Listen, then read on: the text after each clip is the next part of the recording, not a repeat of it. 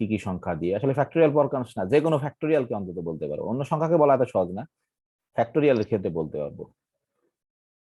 এটুকু আমরা অন্তত একটা অনুধাবন করতে শিখছিলাম, যে সেটা আমরা বলছিলাম। তা আজকে মূলত আমরা পড়বো হচ্ছে এই যে, যে তোমরা যেমন পড়ছো এখন ফার্স্ট ইয়ার এসে নাম শুনছো যে অ্যালজেব্রা একটা তোমার ফান্ডামেন্টাল থিওরাম আছে, যে ফান্ডামেন্টাল থিওরাম অফ অ্যালজেব্রা, সেটাকে বলা হচ্ছে যে every equation has a roots, say real হতে পারে অথবা ইমাজিনারি হতে পারে।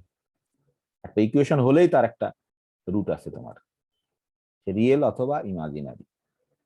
ঠিক এরকম যে আমাদের মূল টপিক আজকে হচ্ছে তোমার এই যে ফান্ডামেন্টাল থিওরাম অফ অ্যারিথমেটিক। এটা তোমরা সবাই জানো আর কি, যে fundamental theorem of arithmetics almost জানো, ছোটবেলায় আমরা পড়ছি কিন্তু কখনো প্রমাণ পড়িনি। দেখবে যে প্রমাণটা এত সুন্দর বা এত কি বলে যে এলিগেন্ট, যে কেমন করে এটাকে প্রমাণ করে, কিভাবে যুক্তিকে ব্যবহার করে।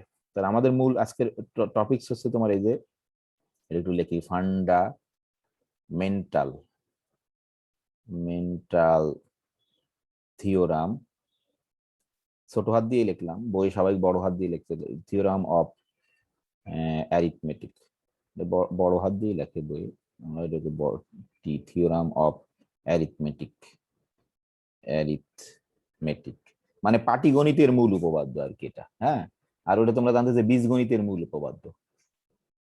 হ্যাঁ, এটা হচ্ছে আমাদেরই স্বাভাবিক। আমরা ধর এটা বলার আগে তোমাদের আসলে একটু ছোটবেলায় যেটা পড়ছো, যে তোমরা যেটা বলতে যে যে কোনো সংখ্যাকে, অবশ্যই আমরা বলি যে যে কোনো পূর্ণ সংখ্যাকে যে একের থেকে বড়, তাকে আমরা মৌলিক উৎপাদকে বিশ্লেষণ করতে পারি। এটাই কিন্তু ফান্ডামেন্টাল থিওরাম অফ অ্যারিথমেটিক। যে কোনো তোমার ইন্টিজার বা পূর্ণ সংখ্যা যে একের থেকে বড়, তাকে আমরা মৌলিক উৎপাদকে বিশ্লেষণ করতে পারি। ঠিক আছে, এটা কিন্তু আমাদের তোমার ছিল মূল, এটাই তোমরা পড়ছো যে বিশ্লেষণ করতে পারি তা না, শুধু সেই বিশ্লেষণটা তো তোমার অনন্য। হ্যাঁ, সেই বিশ্লেষণটা হচ্ছে ইউনিকলি প্রকাশ করা যায় বা একভাবে তোমার প্রকাশ করা যায়। এটাই হচ্ছে তোমার ফান্ডামেন্টাল থিওরাম অফ অ্যারিথমেটিক। যেমন ধরো আমি তোমার যদি বলি যে একটা সংখ্যা তোমাকে দিলাম ধরো 15, তাহলে একে তুমি কি করতে পারো, থ্রি, এই যে মৌলিক সংখ্যার, অথবা সর্বোচ্চ বড় ধরে এডুক লিখতে পারো তুমি, 5কে আকে 3কে পড়ে, মানে একই কথা, এতে অনন্যতার কোনো ই হয় না। তবে আমরা স্বাভাবিক এরকম লিখি যে অর্ডার অনুসারে লিখি, যে আগেরটা ছোট পরেরটা তোমার বড়, এরকম করে। যে কোনো সংখ্যা তোমার যদি 8 থাকে এরকম, 8কে তুমি লিখতে পারো যে 2 ইন্টু ধরো 2, অথবা এটাকে আমরা এটার পরে আমরা বলবো যে ক্যানোনিক্যাল ফর্ম, যেহেতু এরকম এরকম এটা বলি ক্যানোনিক্যাল ফর্ম। হ্যাঁ, সেটা পরের কথা, সমস্যা নেই। যে আমরা যদি ধরো এরকম বলি, যে কোনো, যদি এই সংখ্যাটা নিজে প্রাইম হয় তাহলে তো সমস্যাই নেই, 17 প্রাইম, তাহলে একে তুমি এই 17ই লিখতে পারো। ঠিক আছে, এটা তো জানো সবাই নাকি? আমাকে শুনছো? জি স্যার। যে কোনো সংখ্যা তোমার ইন্টিজারকে আমরা মৌলিক উৎপাদক বিশ্লেষণ করতে পারি, সেই বিশ্লেষণটা তোমার অনন্য, মানে তুমি যেভাবে লেখো 3 × 5 বড় ধর, এইখান থেকেই, যেমন আমি আমার ছাত্র অবস্থায় এটা খুঁজতাম খুব, যে এই প্রশ্নের অ্যান্সার কেন তোমার এই এন কে একের থেকে বড় হতে হয়, কেন এই কথাটা বল, এক হলে কি সমস্যা হতো, এক হলে কি প্রবলেম হতো, কেন আমরা বলি যে এই একের থেকে বড়। ধরো আমি জানি না, এটা আমি বইয়ের লেখা দেখিনি, আমার নিজের পরে একটা এরকম ধারণা হয়েছে যে ধরো এরকম যদি হতো কথার কথাই, যে ধরো 15, তুমি যদি বলতে এক প্রাইম নাম্বার, ঠিক আছে, যদি বলতে যে এক হচ্ছে তোমার প্রাইম নাম্বার, তাহলে ধরো আমি এরকম লিখতাম কথার কথা 1, 3, 5, কি এটা কি 15 হতো না? কেন জি প্রাইম স্যার। নাম্বার থেকে এককে বাদ দেয়? ধর এখন ধর তুমি এসে লিখলে এটে 1 × 1 × 3 × 5, সমস্যা কি, এটা কি 15 হতো না? হ্যাঁ, জি স্যার। আর একজন এসে লিখলেও তো এরকম লিখতে, ধরো 1 × 1 × 1 ধরো এখানে 5টা 1 দিয়ে তুলো, কি হতো? তা তো 15 হতো। হুম, নাকি হতো না? এবং যদি তুমি এককে মৌলিক সংখ্যা ধরতে, তাহলে অবশ্যই এটাকে তুমি মৌলিক উৎপাদকে বিশ্লেষণ করছো। আসলে যে যে ধরো তখন ইউনিকনেস এর একটা প্রবলেম হতো, যে কেউ এইভাবে লিখলেও মানে নিতে হতো, এইভাবে লিখতেও মানে নিতে হতো, এভাবে লিখলেও মেনে নিতে হতো। এই কারণে আমরা স্বাভাবিক এই এককে ধরে নিই, যে ফান্ডামেন্টাল থিওরাম অফ অ্যারিথমেটিকের সাথে একটা কনফ্লিক্ট হতো। সেই জন্য এই এক প্রাইম না, বা যখন আমরা প্রাইম নাম্বারের এক কিন্তু প্রাইম নাম্বারের যে ডেফিনেশন সেটাকে কিন্তু ফুলফিল করে। যে আমরা বলি কি, একটা নাম্বারকে প্রাইম নাম্বার তাকে যদি তোমার এক আর ওই সংখ্যা দ্বারা শুধু ভাগ করা যায় বা বিভাজ্য হয়, বা ওই সংখ্যার ডিভিজর বা ফ্যাক্টর যদি এক আর ওই সংখ্যা, একের ক্ষেত্রে তো সমস্যা নেই। একের ক্ষেত্রে এক নিজেই আর ওই সংখ্যাও আবার এক, তাহলে অবশ্যই কিন্তু প্রাইম নাম্বারের ডেফিনেশনকে ফুলফিল করতেছে। নাকি বুঝতে পারোনি? আমরা যে প্রাইম নাম্বারের যে ডেফিনেশন দিচ্ছি, যে একটা সংখ্যাকে আমরা প্রাইম নাম্বার বলবো তার যদি দুটো কেবল কেবল উৎপাদক যদি দুটো হয়, এক অথবা ওই সংখ্যা নিজে, তাই না? নাকি ভুলে গেছো? হ্যালো, হ্যাঁ। তাহলে এখন তাহলে একের ক্ষেত্রে ধরো কোনো সমস্যা নেই, কিন্তু এক কিন্তু প্রাইম নাম্বার হতেই পারতো ডেফিনেশন, কারণ একের তোমার ডিভিজর তোমার কি, এই যে ধরো এক আর এক নিজেই এক, কোনো সমস্যা নেই। কিন্তু সমস্যা ঘটাতো এখানে আসে সে, যে এই যে ধর কেউ, ধরো আমি এরকম, একজন এরকম করে লিখতো, আর একজন এরকম করে লিখতো, এরকম করে লিখতো, তাহলে আসলে এই যে কি এখানে এই যে খুব বিখ্যাত থিওরাম, এটা এদের তোমার একটা সমস্যা তৈরি হতো। এই জন্য যেটা আমার আমার এই জন্য তোমার এককে বাদ দিচ্ছে প্রাইম নাম্বার থেকে, এত সুন্দর একটা থিওরামকে বাঁচানোর জন্য। সমস্যা নেই কোনো, জাস্ট আমার ধারণা এটা আর কি। হ্যাঁ, তোমরা আর কি অন্য কিছু জানো নাকি কেউ? হ্যাঁ, তাহলে থিওরামটাকে স্যার বাঁচানোর জন্য প্রাইম নাম্বার এককে স্যার মেরে ফেললাম আমরা। হ্যাঁ মেরে ফেললাম, সমস্যা নেই তো কোনো।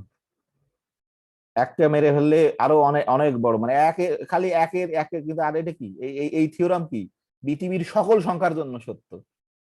তাহলে এক খালি একটা সংখ্যাকে বাদ দিয়ে যদি পৃথিবীর সকল সংখ্যার জন্য, সকল ইন্টিজারের জন্য সত্য হয়, তাহলে কোনটা ভালো, কোনটাকে রাখবো আমরা? আমরা তো সবাই সবসময় তোমার কি স্বার্থপর, কিন্তু আমার যেটা বেশি সবচেয়ে বেনিফিট হবে সেটাকে রাখবো, একজনকে মেরে ফেলবো। আমাদের সমাজও এরকম করে চলে। ধরো আমি তুমি তোমার ধরো স্বার্থের জন্য ধরো ন্যায় না কিছুই মানি না, তাই না? বুঝতে পারছো? মানে এটা হচ্ছে সব পৃথিবীর সকল ইন্টিজারের জন্য সত্য, তার জন্য এই স্যাক্রিফাইসটা করছে। জাস্ট আমার ধারণা, এটা বুঝতে পারছো নাকি? জি হুম? স্যার। এই যে তোমার যেখানে মেজর বেনিফিট, তুমি তো সেটাকেই গ্রহণ করবা নাকি? জি স্যার। যেটা কম বেনিফিট সেটা তো মানুষ গ্রহণ করে না সবসময়, পৃথিবীর নিয়মই এটা তোমার। তুমি তোমার পরিবারের ক্ষেত্রে এটা দেখবা, তোমার বাস্তব জীবনে সব, মানে সব জায়গায় এটা দেখবা, তোমার বন্ধুত্ব ফ্রেন্ডশিপে এটা দেখবা, সব জায়গায়। এই জন্য এটাকে ধরো করে দিচ্ছি। যাক, এখন আমাদের মূল উদ্দেশ্য আমরা এটা দেখবো যে এর মানে এত এত সুন্দর তোমারই, তাহলে এটা কিন্তু তোমার বুঝতে হবে যে তুমি প্রকাশ করতে পারো, সেই প্রকাশটা তোমার হচ্ছে ইউনিক। এটা হচ্ছে ইম্পর্টেন্ট। খালি প্রকাশ করতে পারো বলে থেমে গেলে কিন্তু তুমি হবে না। হ্যাঁ, আমি প্রকাশ করতে পারি যে কোনো ইন্টিজারকে যে একের থেকে বড়, তাকে মৌলিক উৎপাদকে বিশ্লেষণ করতে পারি, এবং সেই প্রকাশটা হচ্ছে অনন্য। হ্যাঁ, ঠিক আছে। কারো প্রশ্ন আছে?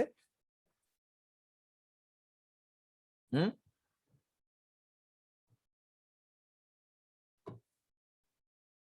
তাহলে এখন শুরু করার আগেই 15 মিনিট হয়ে গেছে। তো এখানে আমরা এই যে থিওরামটা পড়বো, যে থিওরাম হচ্ছে তোমার, এই যে থিওরাম তোমাদের বইয়ে এইরকম থিওরাম আছে 3.2। এটা হচ্ছে আমাদের ফান্ডামেন্টাল থিওরাম অফ অ্যারিথমেটিক। এর প্রুফটা মানে কি বলে, এত সুন্দর আর কি, তুমি যদি ফিল করতে পারো। তোমরা তো, আমরা কিন্তু ছোটবেলায় এর প্রুফ পড়িনি, খালি এটা মুখস্থ পড়ছি, তাই না? নাকি যখন আমরা কখন পড়ছি এটা, প্রাইম নাম্বার ধরো 6, 7 বা 3, 4-এ, এখন বোধহয় 3, 4-এই পড়ে সম্ভবত, নাকি? খালি আমরা ওটা দেখতাম যে ওরকম দেখে ফান্ডামেন্টাল থিওরাম অফ, কোন ক্লাসে পড়ছি এটা?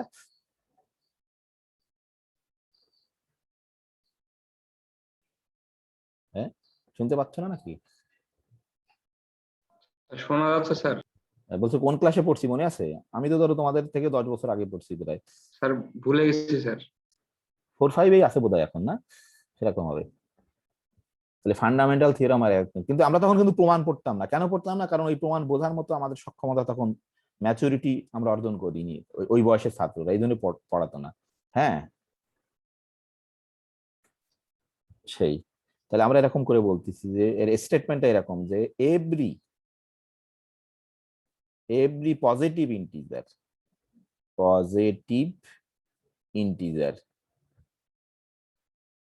এভরি পজিটিভ ইন্টিজার, হ্যাঁ, তোমার ধরো আমরা এন দিলাম, এন গ্রেটার দ্যান 1, এই যে অনকে কেন বাদ দিতে হয়েছে এখন বুঝতে পারছো। সে বলতেছে কি, যে কোনো একটা পজিটিভ ইন্টিজার তুমি যদি নাও না কেন একের থেকে বড়, সে কি হবে, হয় তোমার প্রাইম হবে, ইজ,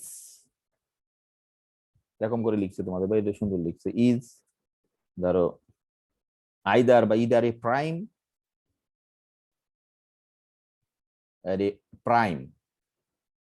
সে নিজেই প্রাইম হতে পারে, অথবা কি হবে বলো তো কি, or a product of prime, অথবা এ প্রোডাক্ট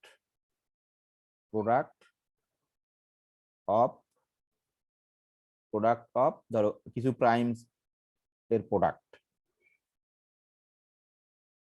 যে তুমি যদি একটা নাও, একটা পজিটিভ ইন্টিজার নাও এন, যে তোমার একের থেকে বড়, সে হয় নিজে প্রাইম হবে, অথবা কিছু প্রাইমের গুণফল হবে সে। তাই আমরা দেখলাম যে 15 নিজে প্রাইম না, কিন্তু একে 3 আর 5 দুটো প্রাইমের গুণফল আকারে আমরা লিখতে পারি। এটা হচ্ছে প্রথম অংশ, ঠিক আছে। তারপরে বলছে যে এই যে প্রকাশটা, এই যে রিপ্রেজেন্টেশনটা, এটা হচ্ছে তোমার ইউনিক, ঠিক আছে। এটা ইম্পর্টেন্ট যে অবশ্যই ইউনিক। এই ইউনিকনেস বাঁচানোর জন্যই অনকে হত্যা করতে হয়েছে আর কি। হ্যাঁ,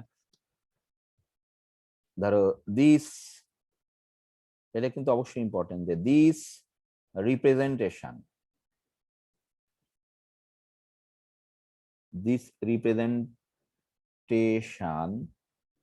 ইজ ইউনিক। তোমরা ইউনিকের সাথে পরিচিত, মানে এককভাবেই তুমি লিখতে পারো। এখানে আর একটু দিছে,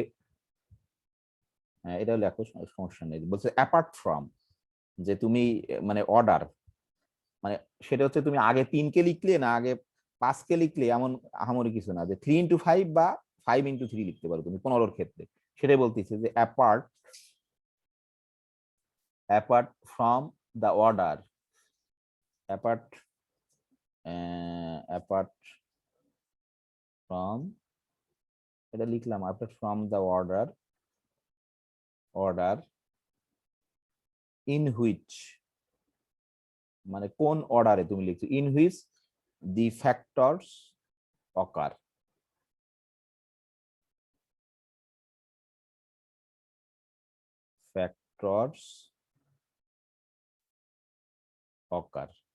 তুমি যদি বুঝতে পারো নিজে নিজে সারা জীবন লিখতে পারো, কিন্তু আর একবার না পড়লেও আর কি।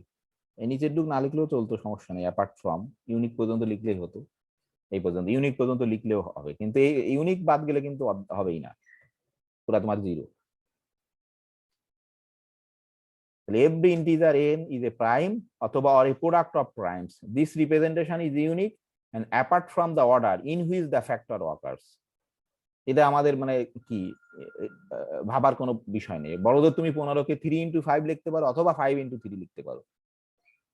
যেই জন্য 5 আগে আসলো না 3 আগে আসলো, বা 3 আগে আসলো না 5 পরে গেল, ডোন্ট ম্যাটার। সেটাই বলতেছে apart from the order in which the factors occur. ঠিক আছে, আশা করি সবাই বুঝতে পারছো।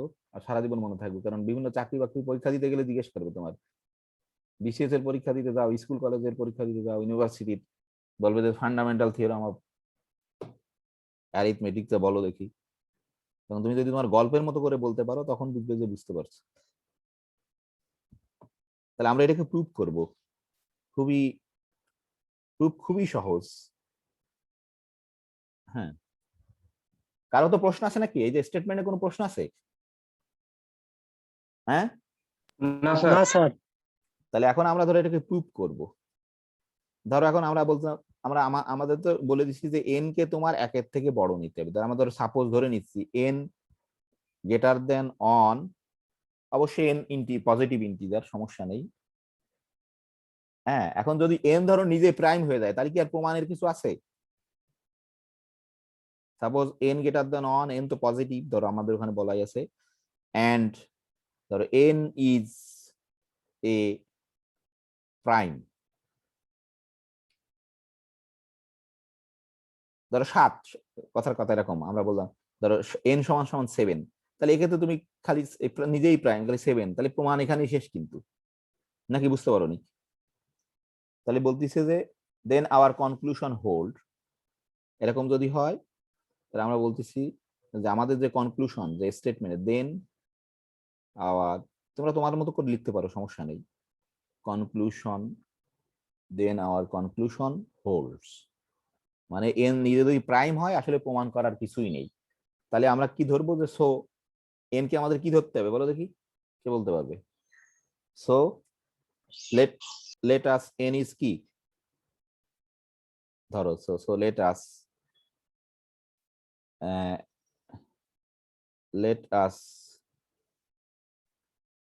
কি ধরবো বলো দেখি, অ্যাসিউম দ্যাট প্রাইম ছাড়া অন্য কোনো যে কোনো number. n is not prime.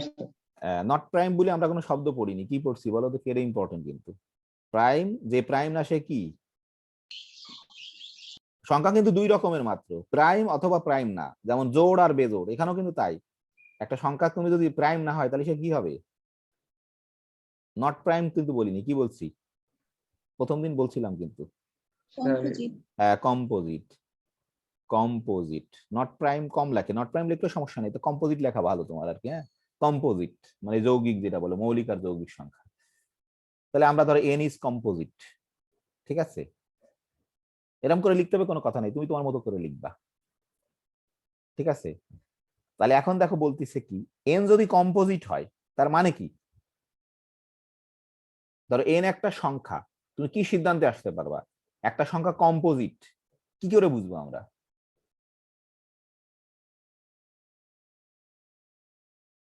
একটা সংখ্যা প্রাইম কেমন করে বুঝি? এটা কিন্তু এই চ্যাপ্টারের মেইন ট্রিক কি হচ্ছে এটা, যে একটা সংখ্যা প্রাইম কেমন করে বুঝি, যে ওর উৎপাদক হচ্ছে তোমার এক আর ওই সংখ্যা, আর তাহলে একটা সংখ্যা কম্পোজিট, তাহলে কেমন করে বুঝবো? স্যার এটা স্যার ডিভিজর থাকবে এক এবং ওই সংখ্যা ব্যতীত অন্য কোনো হ্যাঁ, একটা সংখ্যা ডিভিজর থাকবে। এটা হচ্ছে মানে কমপক্ষে একটা থাকবে, কয়টা থাকবে আমরা জানি না, এই এক আর এন বাদে অবশ্যই আর একটা ডিভিজরের আছে যদি সে কম্পোজিট হয়। এইটুকু হচ্ছে মূল মন্ত্র এই গোটা চ্যাপ্টারের, যে একটা সংখ্যা প্রাইম মানে এক আর পি হচ্ছে তার তোমার, পি যদি একটা বা এন যদি একটা সংখ্যা প্রাইম হয় তাহলে এক আর এন দিয়ে খালি তুমি এন কে ভাগ করতে পারবা। আর যেহেতু কম্পোজিট মানে কি, হ্যাঁ তা থাকতে পারে 10টা ডিভিজর, তা আমরা জানি না, কিন্তু একটা থাকবে নিশ্চিত। তাহলে দেখো যেহেতু তুমি ধরছো এন ইজ কম্পোজিট, তাহলে এর কনসিকুয়েন্সে কি লিখতে পারবা, তাহলে তুমি কি দাবি করতে পারবা?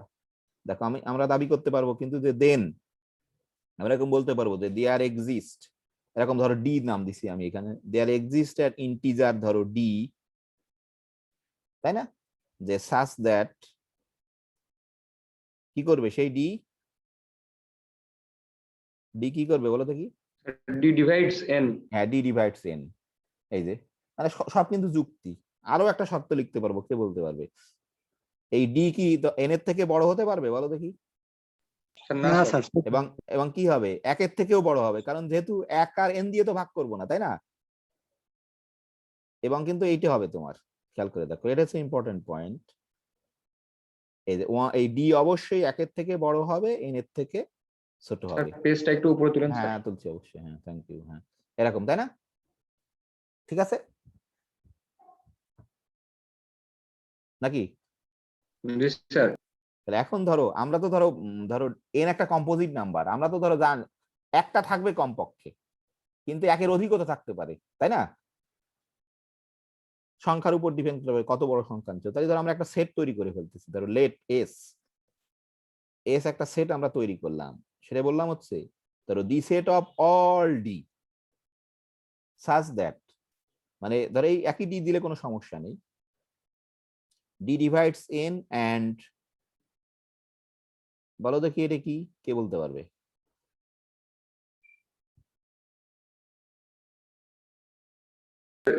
এসটা ওই সকল যদি যদি বলি ধরো আমি একটু সহজ করে দিই, আমি যদি হ্যাঁ হ্যাঁ বলো, হ্যাঁ বলো বলো, হ্যাঁ এসটা ওই সকল সংখ্যার সেট স্যার যে সকল সংখ্যা দ্বারা স্যার এন কে ভাগ করা যাবে এবং ওই সংখ্যাগুলো স্যার 1 এর থেকে বড় হবে এবং এন এর থেকে ছোট হবে। নিজে আর 1 এর থেকে বড় হবে এবং ছোট, মানে কি কথার কথা, তুমি যদি এখানে ধরো 6 দাও এন এর মান, তাহলে কত হবে এই সেটটার উপাদান? এন যদি স্যার 6 এটা হয়, 2 থেকে 5 হতে পারে স্যার। না না তা হবে কা, তুমি তো এমনি জানো 6 এর ডিভিজর কারা কারা, তো মুখে বল 2 আর 3 হবে খালি। 2 আর 3 তাহলে স্যার। হ্যাঁ 2 আর 3 হবে, 1 আর 6 কিন্তু হতে পারবে না, তাই না? তাহলে আমরা জাস্ট এরকম একটা সেট তৈরি করে নিলাম যে এস হচ্ছে সেই সমস্ত ডি যাদের দ্বারা আমরা এন কে ডিভাইড করতে পারি, কিন্তু সাথে একটা শর্ত আছে কিন্তু, যে ওই যে প্রাইম ডিভিজর দ্বারা বাদ দিয়ে দিছি কিন্তু, মানে ট্রিভিয়াল ডিভিজর, অন আর এন তো ট্রিভিয়াল ডিভিজর ওই সংখ্যা, তাই না? ঠিক আছে, এডি লেখার লাভ কি? এস সেটটা কি বলো তো, কি কে বলতে পারবে? এই এস সেটটা কিন্তু তোমার একটা set of divisors. Set of divisor, কিন্তু তার একটা বিশেষ বৈশিষ্ট্য আছে, তার আছে কিন্তু তোমার কি নন নেগেটিভ, অথবা সবাই কিন্তু পজিটিভ। এস সেটের যারা উপাদান আছে সবাই কিন্তু পজিটিভ, যেহেতু এই শর্ত লাগাই দিছি আমরা, তাই না? শুধু পজিটিভ ডিভিজর, তাই না? জি নাকি? স্যার। তাহলে এডে করার উদ্দেশ্য আছে, তাহলে আমরা কিন্তু ওয়েল অর্ডারিং প্রিন্সিপাল অ্যাপ্লাই করব। মনে আছে ওয়েল অর্ডারিং প্রিন্সিপাল কি ছিল? বাই ওয়েল অর্ডারিং প্রিন্সিপাল কে বলতে পারবে? স্যার লিস্ট উপাদান থাকবে স্যার। হ্যাঁ লিস্ট উপাদান থাকবে, কিন্তু শর্ত আছে কিন্তু, যে কোনো সেটের থাকবে না, যদি তোমার ওই সেটটা তোমার নন নেগেটিভ অথবা পজিটিভ নাম্বারের সেট হয়, ঠিক আছে, তাই না? একটু কথা ছিল কিন্তু, হ্যাঁ লিস্ট উপাদান থাকবে, কিন্তু কার থাকবে? যে একটা সেট যদি তোমার নন নেগেটিভ, অথবা তোমার অনেক বই নন নেগেটিভ লেখা অথবা পজিটিভ লেখা, সমস্যা নেই। এই যে বাই ওয়েল অর্ডারিং প্রিন্সিপাল, হ্যাঁ ধরো principle, by well ordering principle আমরা ধরো বলতে পারবো S has a least element. কারণ কি? এস হচ্ছে একটা তোমার non empty set of positive অথবা non negative integer, has a least element অথবা স্মলেস্ট এলিমেন্ট, যাই বলো দুইভাবে আমরা বলছিলাম এলিমেন্ট। এস এর একটা লিস্ট এলিমেন্ট আছে, ধরো সেটাকে আমরা ধরে নিচ্ছি সে, তাই না? আমরা এইভাবে লিখছি সবসময় সে, ধরো সেটার নাম আমরা দিয়ে দিচ্ছি পি অন। এটা কিন্তু আর একটা মেইন পয়েন্ট, এটা আমরা অনেক জায়গায় ব্যবহার করি। কারো কি বুঝতে সমস্যা আছে এটা? না স্যার। আশা করি সমস্যা হওয়ার কথা না। তাহলে এখন ধরো এই যে পি, আমরা বলতেছি এই যে আমরা then P must be a prime, আমরা তাই বলছি, আমরা বলতেছি যে দাবি করতেছি বা ক্লেম করছি, দেন পি তো না, সরি পি অন দিছি, then P one must be a prime, ঠিক আছে? এটা আমরা বললাম, দাবি করলাম। এখন দেখো আসলে যদি প্রাইম না হতো তাহলে কোনো একটা সমস্যা হতো, সেটা আমরা প্রমাণ করব, বা এখানে ক্লেম দিয়ে বলতে পারি যে পিয়ন ইজ প্রাইম, ক্লেম দিয়ে প্রমাণ করতে পারি। এখন ধরো if P one is not prime, তাহলে কি সমস্যা হয় কেউ বলতে পারবা? যদি কোনো if P one is is not prime তো বলবো না, composite, if P one is a composite, ধরো composite, if P one is a composite, তাহলে কি হবে? কম্পোজিট হওয়া মানে কি বলো দেখি? দেয়ার এক্সিস্ট, কম্পোজিট হওয়া মানে কি?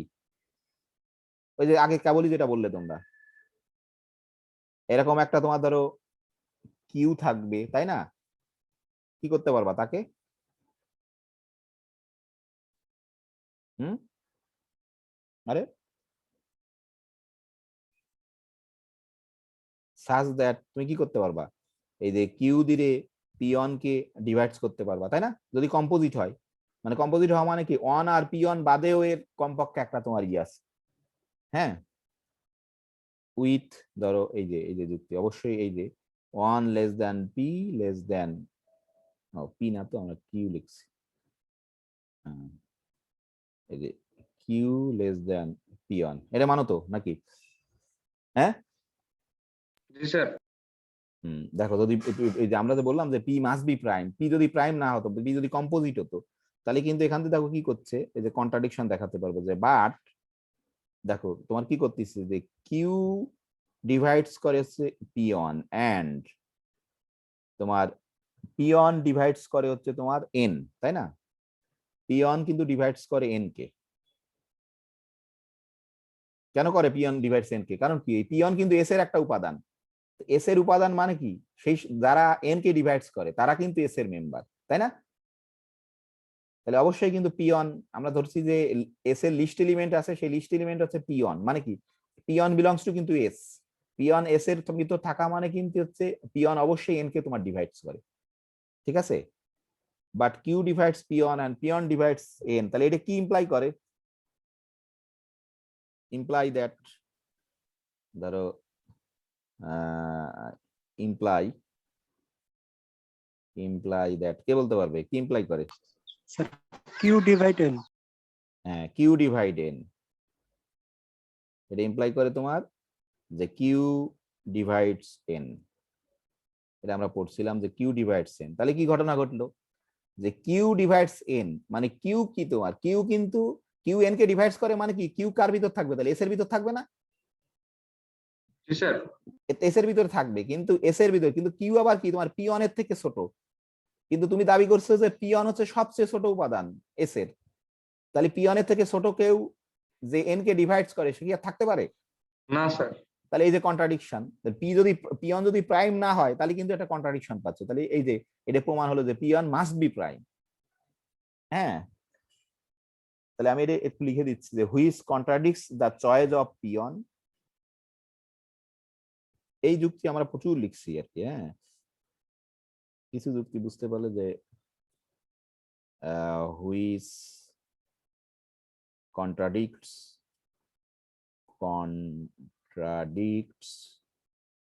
which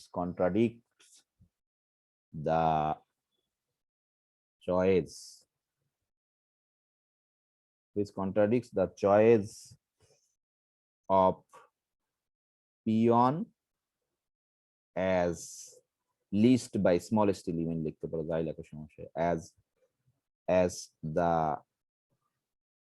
দেখা যাচ্ছে না, দাঁড়াও, as the least element মানে বানান ভুল হয় কিন্তু তোমার ঠিক করে নেই, the least element as the least অথবা লিস্ট এলিমেন্ট না লেখে আসলে ই লেখি লিস্ট ডিভিজর লেখা ভালো, লিস্ট ডিভিজর যেহেতু এটা যে লিস্ট ডিভিজর, সেটা অবশ্যই আমাদের কিন্তু নট ইকুয়াল 1। হ্যাঁ, অবশ্যই নট ইকুয়াল 1 অফ এন ধরো, ঠিক আছে, এর সাথে কন্ট্রাডিক্ট করছে। তাহলে আমাদের কিন্তু প্রমাণ হয়ে গেল যে পিয়ন তোমার মাস্ট বি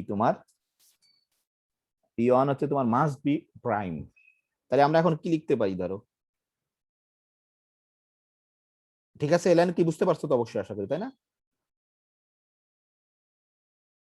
অনেকবার আমরা লিখছি এরকম ভাবে উই ক্যান রাইট, আমরা আসলে কি লিখতে পারি তাহলে দেখো, যে উই ক্যান রাইট এন নিছিলাম, তাকে আমরা ধরো ভাগ করছি তোমার হচ্ছে পি কি দিয়ে জানি, এন দিয়ে ধরো ভাগ করে এরকম এই যে পিয়ন এন অন এ এরকম বানাইছি, তাই না?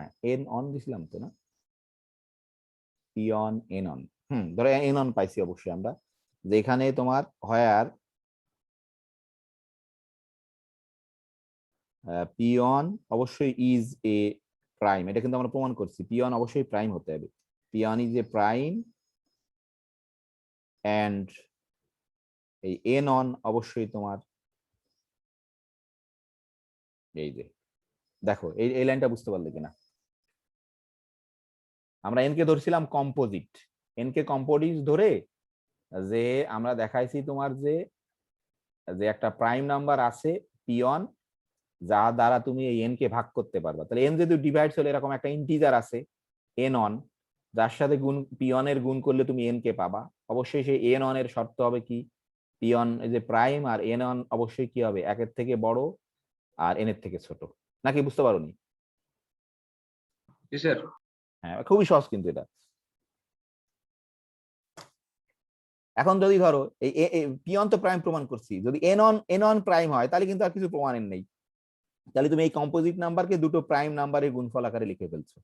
যদি পিয়ন তো প্রাইম প্রমাণ করছে, যদি এন অন প্রাইম হয় তাহলে ওকে, কিন্তু এন অন যদি প্রাইম না হয় তখন তোমার প্রশ্ন থেকে যায়, হ্যাঁ কি? হ্যাঁ, তাহলে আমরা প্রথমে এরকম বলবো, যদি if n1 is a prime then we have our representation, তাই না?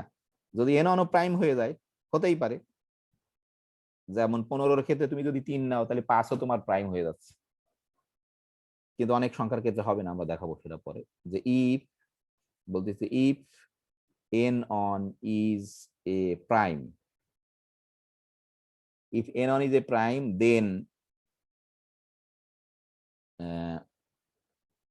then we have our representation, তাই না? আমরা যেটা প্রমাণ করতে চাইছিলাম যে we have our representation। আমাদের মেইন টেকনিক শেষ হয়ে গেছে কিন্তু প্রুভের, এখন এটাকে খালি রিপিট করব। we have our representation,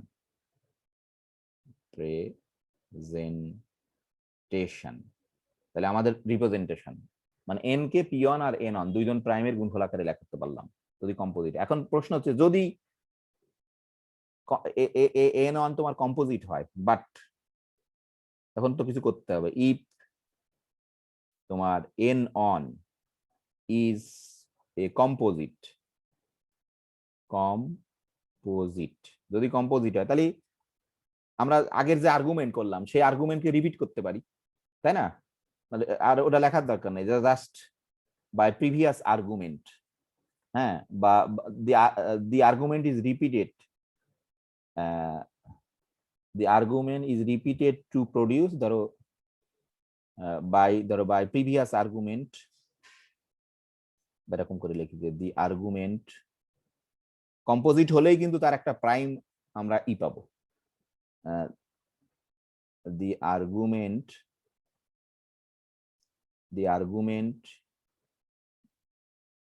is repeat করব to produce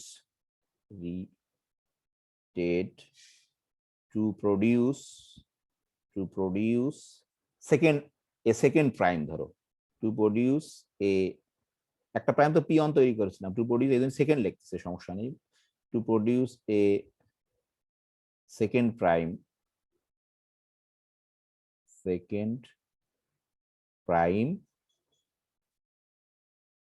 to produce a second prime, মানে যে সেকেন্ড প্রাইমকে আমরা তৈরি করব, ধরো সেটার নাম দিলাম হচ্ছে to produce A second prime p2, just repeat করে একই কৌশল, যে কোনো কম্পোজিট নাম্বার হলে তার এরকম p2, হ্যাঁ, যে ধরো সাচ দ্যাট তোমার এই n যেহেতু কম্পোজিট ছিলাম n1, এবার কিন্তু এই যে p1 কিন্তু তোমার প্রাইম, n1 হচ্ছে কম্পোজিট, তাহলে n1 কে তুমি এরকম লিখতে পারবা, ধরো p2 n2, এরকম p2 একটা ই পাবা n2, ঠিক আছে? অনুরূপ ভাবে n2 তোমার কম্পোজিট হতে পারে, এই যে, তাহলে ফাইনালি তুমি এরকম লিখতে পারো যে দ্যাট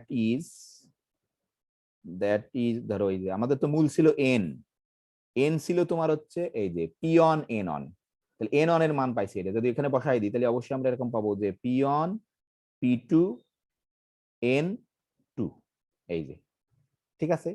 তাহলে if n2 is a prime then it is not necessary to go further, যদি n2 প্রাইম হয়ে যায় তাহলে এখানেই ফিনিশ, কিন্তু যদি n2 প্রাইম না হয় তাহলে তোমার আবার এই প্রসেসটাকেই করতে হবে কিন্তু অবশ্যই, তাই না? যে এখানে এরকম তোমার n2 অবশ্যই, কিন্তু n2 কি হবে তোমার, এটা কিন্তু অবশ্যই লিখতে হবে যে n2 p তো প্রাইম লিখছি আমরা, যে n2 অবশ্যই তোমার এই n1 এর থেকে অবশ্যই ছোট হবে, ঠিক আছে? এই যেহেতু আমরা আগে প্রমাণ করছি, একই প্রসেস কিন্তু।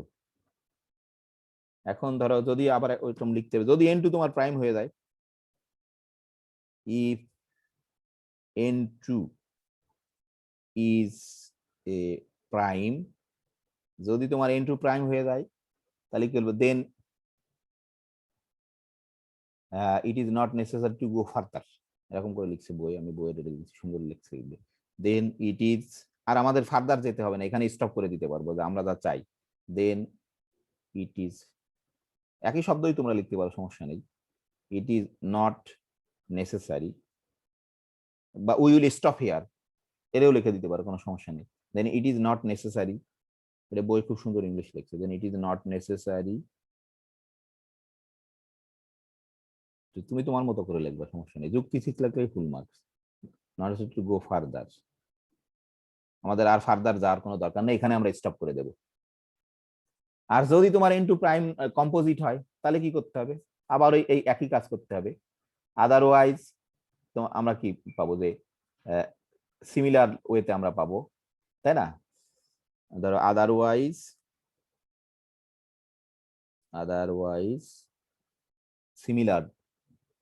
সিমিলারলি, ধরো সিমিলারলি, এটা এবার আর লেখার দরকার নেই। ধরো তাহলে কি পাবো, n2 কে তুমি এরকম লিখতে পারবা, n2 সমান হচ্ছে তোমার, ধরো কি হবে, আর একটা তৃতীয় তুমি p3, তাই না? n2 সমান p3, ধরো এরকম n3 পাবা, ঠিক আছে? যে হোয়ার এরকম লিখতে হবে, যে হোয়ার p3, ওই আর্গুমেন্ট আবার p3 ইজ এ প্রাইম, তোমার এন্ড এই শর্তটা আছে তোমার, ধরো এই যে 1 লেস দেন কি হবে, অবশ্যই n3 লেস দেন কিন্তু n2, ওই আমরা যেটা দেখলাম, যেহেতু করছি প্রাইম ফ্যাক্টর বের করতেছি, 1 আর n2 তো হতে পারবে না, এর মাঝখানে কেউ হবে। তাহলে এখান থেকে আমরা কি পাবো, যে দেয়ারফর একেবারে যদি আমরা এখানে দেখো এই যে পেলাম না n p1 p2, n2 যদি মান বসাই দিই তাহলে n সমান সমান p1 p2 তোমার হচ্ছে কত p3 n3, এই যে এরকম করে তোমার চলতেই থাকবে কিন্তু, ঠিক আছে? এই যে যেখানে অবশ্যই কিন্তু এই আমাদের n3 কিন্তু তোমার অবশ্যই আমরা আগে লিখে দিছি, এটাকে এখানে লিখলেও ভালো হতো, সমস্যা নেই। n3 এর কন্ডিশন দেওয়া হয় p1 is a prime, and এটাকে আমি একটু নিচে লিখি, এন্ড দিয়ে এই কন্ডিশনটা, তাহলে বেশি সুন্দর হবে। এন্ড ধরো এই যে p3 তো প্রাইম হয়ে গেল আমাদের, and 1 less than n3, sorry n3 এটা কিন্তু লেস দেন n2, এরকম। তাহলে যদি তোমরা খেয়াল করো, দেখো কি হচ্ছে, আমরা আমাদের প্রমাণ শেষ প্রায়। যদি খেয়াল করে দেখো যে আমরা প্রথমে যখন শুরু করছিলাম, এই যে দেখো প্রথমে কিন্তু আসছিল তোমার, এই যে দেখো যে n1, সে কিন্তু তোমার ধরো n কিন্তু n1 এর থেকে বড়, তাই না? আবার n1 কিন্তু n2 থেকে বড়, আবার দেখো কি হচ্ছে, যে n2 কিন্তু n3 থেকে বড়, মানে কি হচ্ছে বলো দেখি, ইনক্রিজ হচ্ছে না ডিক্রিজ হচ্ছে? হ্যাঁ, তুমি কি পাচ্ছ, যে প্রত্যেকটা স্টেপ পর পর যে n1 n2 n3 গুলো পাচ্ছ, এটা কি ইনক্রিজ হচ্ছে না ডিক্রিজ হচ্ছে? হ্যাঁ, হ্যালো, আস্তে আস্তে ছোট হচ্ছে। হ্যাঁ ছোট হচ্ছে, ডিক্রিজ হচ্ছে কিন্তু, তাহলে তুমি একটা ডিক্রিজিং সিকোয়েন্স পেয়ে গেছো। হ্যাঁ, ধরো এরকম একটা the decreasing sequence, decreasing sequence, decreasing sequence এরকম এন থেকে কিন্তু আমরা শুরু করছি, আমার এন কম্পোজিট নাম্বার নিছিলাম, এন তার থেকে তুমি পাচ্ছ এরকম n1, তারপরে পাচ্ছ তুমি n2, এরকম করে করে ধরো এই যে পাচ্ছ, ধরো আমরা n3 পর্যন্ত লিখছি, এরকম করতে করতে কি কি হবে, সে কিন্তু গ্রেটার দ্যান তার 1, ধরো প্রত্যেকটা কিন্তু তোমার গ্রেটার দ্যান 1, এই যে n3 বলো n4 বলো সবাই কিন্তু তোমার গ্রেটার দ্যান 1, তাহলে আসলে ফাইনালি কিন্তু গ্রেটার দ্যান 1। এখন প্রশ্ন হচ্ছে, এই ঘটনা কি সারা জীবন চলতে পারে না কোনো এক সময় শেষ হবে, এটা হচ্ছে প্রশ্ন। তুমি কিন্তু একটা নির্দিষ্ট সংখ্যা নেবা, যেখানে ধরো 500 নিলে, 5 কোটি নিলে, না 5000 নিলে, যে কোনো একটা সংখ্যা নিলে, বলো দেখি, যদি একটা ফাইনাইট সংখ্যা নাও, এই ঘটনা কি তোমার কোনো সময় শেষ হবে না, সারা জীবন চলতে থাকবে? তুমি যদি তোমার মৃত্যুর আগ দিন পর্যন্ত লিখতে থাকো, লিখতে হবে না কোনো এক সময় শেষ হবে, বলো দেখি, কি মনে হয়? স্যার শেষ হয়ে যাবে স্যার। অবশ্যই শেষ হয়ে যাবে, তাই না? শেষ হতে বাধ্য, কিন্তু শেষ হবেই, কারণ যেহেতু একটা ফাইনাইট সংখ্যা নিলে তাহলে কিন্তু সে শেষ হয়ে যাবে।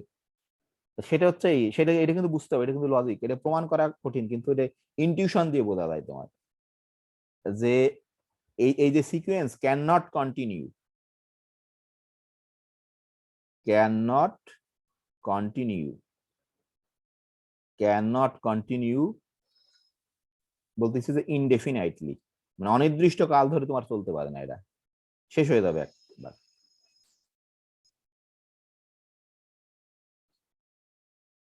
হ্যাঁ, তাহলে তুমি একটা সময় এই যে সো দ্যাট, তাহলে বলতেছে এখানে যে তোমার এটা চলতে পারে চলবে না, যে তখন বলতেছে এই যে একটা কমা দিয়ে লিখি যে সো দ্যাট আমরা ধরো একটা পেয়ে যাবো তোমার যে so that after a finite number of step, এই যে সো দ্যাট তুলে দিচ্ছি আমি, so that after a finite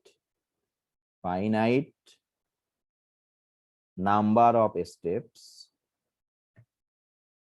যেহেতু ইনডেফিনিট মানে অসীম চলতে পারবে না অনির্দিষ্ট কাল ধরে, একটা finite number of steps, finite number of steps, অনেক সামনে লিখে ফেললাম, sorry, after a finite number of steps বলতেছি, সেটা দাবি করতেছি তো এন কে মাইনাস ওয়ান, এটা কেমন করে এন কে মাইনাস ওয়ান দিচ্ছে আমি বোঝাচ্ছি, দেখো ইজ এ প্রাইম, ঠিক আছে, এবং সেটাকে আমরা বলতেছি যে কল ইট,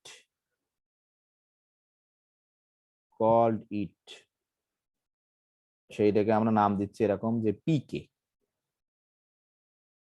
নাম দিলাম। এখন এখানে প্রশ্ন হচ্ছে কেন এটাকে ধরো এন কে মাইনাস ওয়ান লিখলাম আর এটাকে কেন পিকে লিখলাম, এটা হচ্ছে প্রশ্ন। এটা তোমরা দেখলে খুব ইজিলি বুঝতে পারবা যে তোমার একটা স্টেপ করার পর কিন্তু ধরো প্রথমে এন, ঠিক আছে, এখান থেকে দেখো জাস্ট একটাকে কমালে এখানে হচ্ছে তোমার খালি, আর কিচ্ছু না। যে ধরো কে এর মান যদি তুমি অন দাও, ধরো এন নট, কে এর মান যদি অন দাও, যে এন নট প্রথমবার কিন্তু পি অন আসছিল আমাদের, এর সঙ্গে মিল দেখার জন্য এরকম দিচ্ছে, এটা দিতে হবে এমন কোনো কথা নাই। যে কে এর মান যদি অন দিই, যে এন নট মানে এন আমরা বলি, তার প্রথমবার ক্ষেত্রে আসছিল যে এই যে পি অন প্রাইমটা, প্রথম প্রাইমটা আসছিল কিন্তু পি অন, খেয়াল করে দেখো যে এন এর মান যদি 2 দিই তাহলে এন ওয়ান কে তোমার ফ্যাক্টরাইজ করে প্রাইম আসছিল কিন্তু পি2, ঠিক আছে। এই যে দেখো এই জন্য এইভাবে জাস্ট নাম দিচ্ছে। এই যে দেখো তুমি যখন এই যে দেখো যখন এন কে ফ্যাক্টরাইজ করছিলে তখন কিন্তু পি1 প্রাইম পাইছিলে, আবার যখন এন1 কে ফ্যাক্টরাইজ করছিলে তখন কিন্তু পি2 প্রাইম পাইছিলে। তাহলে এখানে আসলে এর সাথে এর যদি তুমি রিলেট করতে চাও তাহলে এখানে কিন্তু একটা কম, এই জন্যই দিছে যে N K minus one equal to P K, বুঝতে পারছো? হুম, যে তোমার এই স্টেপে এই এন1 স্টেপে তুমি পাবা হচ্ছে পি2, এই জন্য জাস্ট এইভাবে তোমার কি করছে, কি ব্যাপার পোর্ট করছে, ঠিক বুঝতে পারছো? আশা করি বুঝতে পারছো বোধহয় নাকি? So that after a finite number of steps, এই যে এন কে মাইনাস ওয়ান স্টেপের পরে তুমি যে প্রাইমটা আসবে সেটার নাম আমরা ওইভাবে দিছি, এই জন্য পি কে দিছি। হ্যাঁ, তাহলে আসলে কি হয়ে গেল দেখো যে আমাদের একটা অংশ থিওরামের প্রুফ হয়ে গেল। হ্যালো, বুঝতে পারছো এটা কেন কে মাইনাস ওয়ান? একটু আরেকবার বলেন স্যার এটা। আমরা খেয়াল করে দেখো যে এখানে আমরা যখন এই যে যখন প্রথম তো আমাদের এন ছিল তাই না, জি স্যার। এই এন এর জন্য তুমি পাইছিলে পি1 প্রাইম তাই না, এন কে ফ্যাক্টরাইজ করে পি1 তাই না, জি স্যার। আমরা যা লিখছি যা করছি তাই লিখবো। এখানে এন1 কে ফ্যাক্টরাইজ করে কি পাইছিলাম, স্যার পি2। তাহলে এই এর সাথে এর দেখো একটা এর ইন্ডেক্সের একটা রিলেশন আছে, এখানে যদি 1 হয় এখানে কত হচ্ছে, একটা বেশি হচ্ছে না। জি স্যার। জি স্যার। তাহলে এখানে তোমার যদি এন কে মাইনাস হয় তাহলে এই প্রাইমটার নাম স্বাভাবিক তুমি আমরা যেভাবে লিখছি এভাবে লিখতে হবে কোনো কথা নেই, তুমি যেভাবে লিখবে, আমি যেভাবে লিখছি যে বা আমি বই থেকেই লিখছি এটা এন কে মাইনাস ওয়ান, এখানে হবে তোমার কি অবশ্যই পি কে, এখানে যা হবে তার থেকে একটা বেশি হবে। অথবা তুমি এখানে লিখতে পারো, এখানে যদি লেখো যে এন কে তাহলে এখানে লিখতে হবে অবশ্যই P k plus one, sir P k plus one. হ্যাঁ যেটা লেখা সেটাই কারেক্ট, কোনো সমস্যা নেই। হ্যাঁ, জি স্যার। এই যে সেটাই লিখছে যে এই স্টেপের পরে তুমি যেটা আসবে সেটাই পি কে। তাহলে আমরা ধরো এটাকে যদি একটা সময় যদি শেষ হয়ে যাবে তাহলে আমরা যে দেয়ারফোর আমরা তোমার এন সমান সমান এরকম পেলাম না, ধরো পি1 পি2 ধরো পি3 এরকম ডট ডট ডট এই যে পি কে, যেহেতু আমরা প্রমাণ করতে পারছি যে একটা সময় একটা প্রাইম নাম্বার এসে শেষ হয়ে যাবে, কারণ প্রাইম নাম্বার আসলে কিন্তু তাকে আর তো বিশ্লেষণ করতে পারবো না।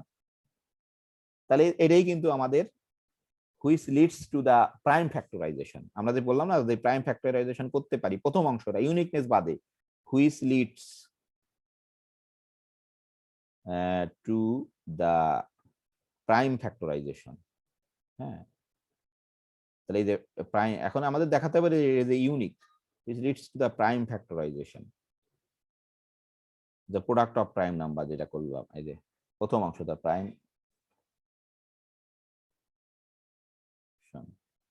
ঠিক আছে। তাহলে এখন আমাদের দেখাতে হবে, এই অংশ খুব ইজি, আর ইউনিকনেস অংশ দেখাতে হবে, সবই সহজ কিন্তু বোঝা একটু ইম্পর্টেন্ট। কারো আশা করি প্রশ্ন নেই? এটা খুবই ইম্পর্টেন্ট, এই জন্য আসলে আমি খালি বলে দিতাম যে বই পড়ে প্রমাণ করতে পারবা তোমরা, কিন্তু ধরো অনেক কিছু ল্যাগ থাকতো, এই জন্য একটু চেষ্টা করছি যে মেকানিজম না, তুমি লজিকটাকে যেন বুঝতে পারো আর কি। তার এখন হচ্ছে আমাদের ইউনিকনেস পার্ট। ধরো এই জন্য তো কি বলে যে সবাই বিরক্ত হয়ে আস্তে আস্তে ক্লাস করাই ছেড়ে দিচ্ছে বোধহয় নাকি? আজকে দেখি মাত্র 14 জন, আমি সহ 14 জন, সরি। ধরো এখানে আমরা করতেছি যে সাপোজ, অসুবিধা নেই অনেক, সাপোজ এই যে ধরো আমরা ধরো সাপোজ করতেছি, ধরো যে ইউনিকনেস প্রমাণ করা সবসময় ওয়ে হচ্ছে যে যে না এই এন কে দুই ভাবে লেখা যায়। ধরো একটা লেখা যায় P1 P2, এই মাঝখানে এই যে P1 P2, ধরো এই যে ডট ডট এই যে PR, এখানে কিন্তু সবসময় 3টে ফোঁটা দিয়ে দিতে হয়, এটা কিন্তু কনভেনশন, অথবা 6টা দিতে পারবা তুমি। আর তুমি ধরো না আমি বললাম যে আর এক ভাবে করতে পারি, Q1 ধরো Q2, এই যে ধরো QS। আমরা বললাম যে আমরা দুই ভাবে প্রকাশ করতে পারি, এনকে এইভাবে আবার এইভাবে প্রকাশ করতে পারি, ঠিক আছে? যেখানে তোমার শর্ত হচ্ছে, এখানে আমরা বলতেছি যে এই যে আর আর এস এর ভিতরে একটা সম্পর্ক আছে অবশ্যই। এই যে দেখো আমি যেটা বললাম যে আর আর এস এর ভিতরে সম্পর্ক আছে, আমরা ধরে নিচ্ছি যে কোনো হতে পারে, R greater than or equal to S হতে পারে, অথবা আর লেস দ্যান এস হতে পারে, কারণ ইন্ডেক্স রিয়েল নাম্বারের ভিতরে অর্ডার আছে তোমার। তাহলে আমরা এখানে ধরছি ধরো R less than or equal to তোমার এস, ঠিক আছে? এটাকে ধরো নাম দিয়ে রাখলাম আমরা, ধরো 1 নং, আমার একটু কাজে লাগবে, এটাকে 1 নং। এখানে তোমার বর্ণনা দিতে হবে যে হোয়ার, আশা করি এই লাইন বুঝতে পারছো, তোমরা অনেক ইউনিকনেস প্রুভ করছো, যে ইউনিকনেস প্রুভ করার ওয়ে হচ্ছে এরকম, এটা খুব স্ট্যান্ডার্ড একটা ওয়ে, যে এন কে দুই ভাবে লিখতে পারি। তারপরে আমরা কোনো যুক্তি খাটাই দেখায় যে না আসলে দুই ভাবে লিখতে পারি না, P1 সমান Q1, P2 সমান Q2, PR সমান QS, বা PR সমান QR। তাহলে এখানে আমরা বলি, এখানে কিন্তু পরিচয় দিতে হবে যে হোয়ার, এগুলো কি লিখছো তুমি, যে হোয়ার দি এই যে PI QJ, ধরো দুটো তো, যে PI QJ আর অল প্রাইমস, কারণ আমরা কেবলই দেখে আসলাম যে প্রাইম নাম্বারের ফ্যাক্টরাইজ অন্তত করতে পারি, খালি ইউনিক কিনা সেটা জানি না। অল প্রাইমস, যেখানে তোমার আই এর মান কি হবে, এই যে 1 2 আর আর জে এর মান হচ্ছে তোমার 1 2 এরকম ডট ডট ডট এস, ঠিক আছে? অবশ্যই আমরা যা দিচ্ছি, এই যে আই এর মান 1 2 আর পর্যন্ত, যেহেতু এটাকে PI লিখস, আর জে 1 2 এস, এই এস। তাহলে এখন আমাদের ধরো কোনোভাবে দেখাতে হবে তোমার যে এই P1 সমান Q1, P2 সমান Q2, আর PR সমান QR, যদি দেখাতে পারি তাহলে আমাদের ইউনিকনেস তোমার প্রুফ হয়ে গেল আর কি। হ্যাঁ, কিন্তু ধরো এখন এখন ধরো এই যে আমরা দেখাইছিলাম যে ধরো এরকম 15কে লিখে 3x5 অথবা 5x3 লিখতে পারো তুমি। তাহলে আমরা ধরো আমরা বলতেছি যে আমরা 3x5 লিখছি, মানে ছোটটা আগে, যে প্রাইম ফ্যাক্টর আসছে বড়রা পরে, এটা আমরা করতে পারি যে এখানে একটা অর্ডার আছে আমাদের, যে আমরা ইনক্রিজিং অর্ডারে লিখছি, নাও রিটেন ইন ইনক্রিজিং অর্ডার, তাই বলতেছি। হ্যাঁ,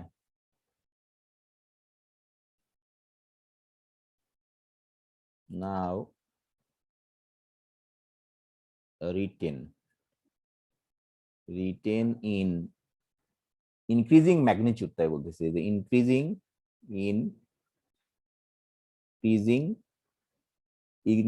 ম্যাগনিটিউড, ইনক্রিজিং ধরো ম্যাগনিটিউড, ইনক্রিজিং ম্যাগনিটিউড, যে সো দ্যাট,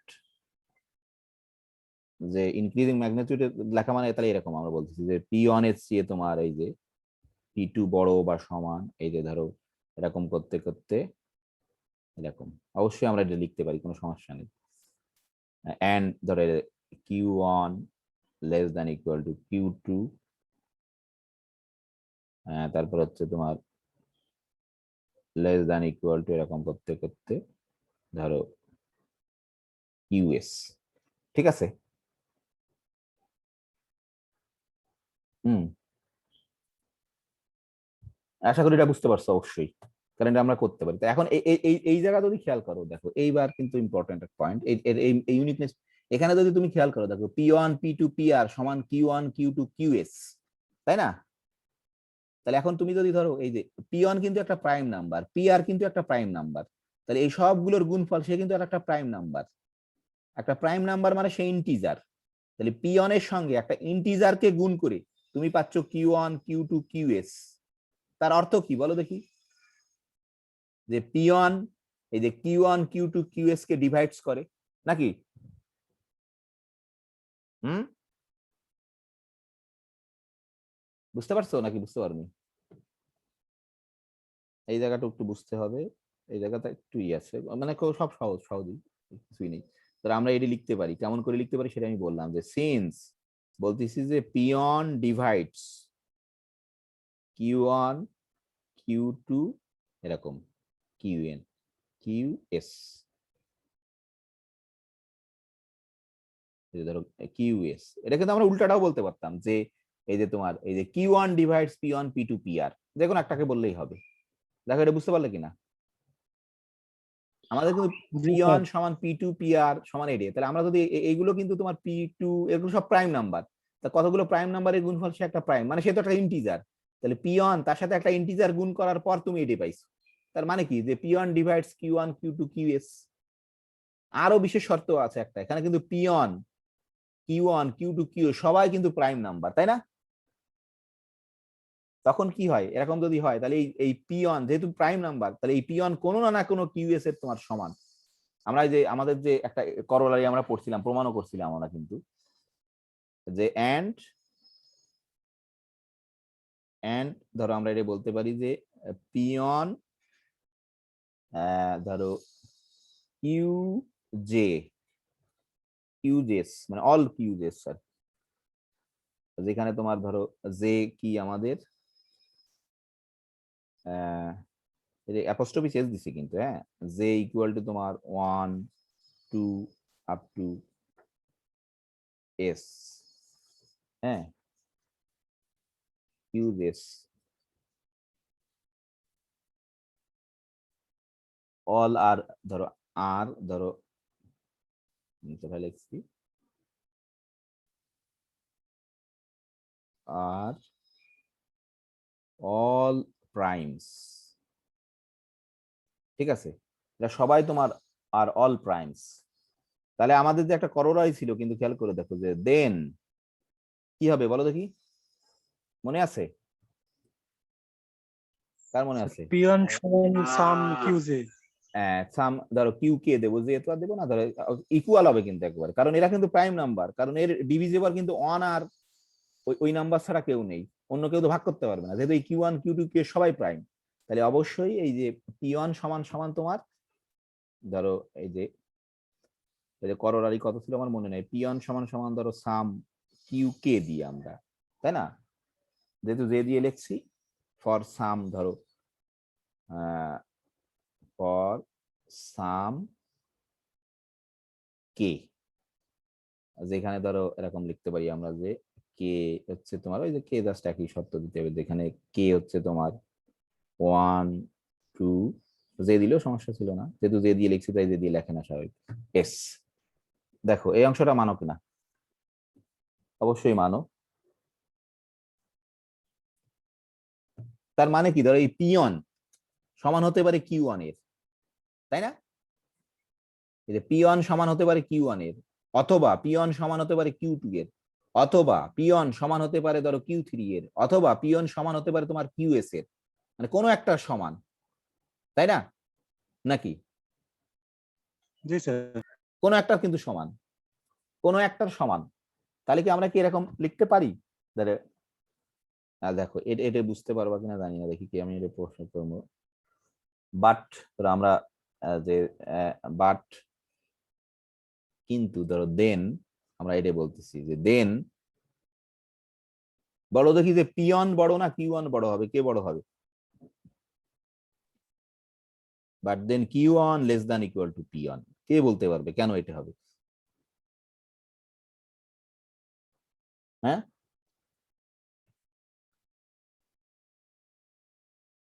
কে বলতে পারবে এটা কেন হবে?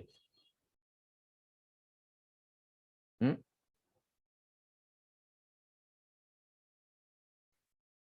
হ্যাঁ বলো, ভুল হলে কোনো সমস্যা নাই, বলে ভালো। হ্যাঁ,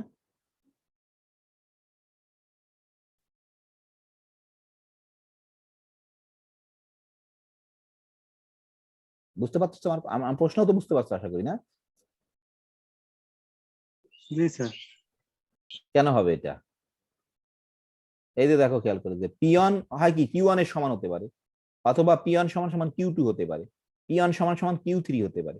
যদি ধরো পিয়ন সমান সমান কিউ1 হয়, তখন কি তোমার কিউ1 সমান সমান পিয়ন। কিন্তু ধরো পিয়ন সমান যদি কিউ2 হয়, এই যে কিন্তু আমরা তো এখানে বলে নিচ্ছি যে কিউ1 এর চেয়ে কিন্তু কিউ2 বড় বা সমান।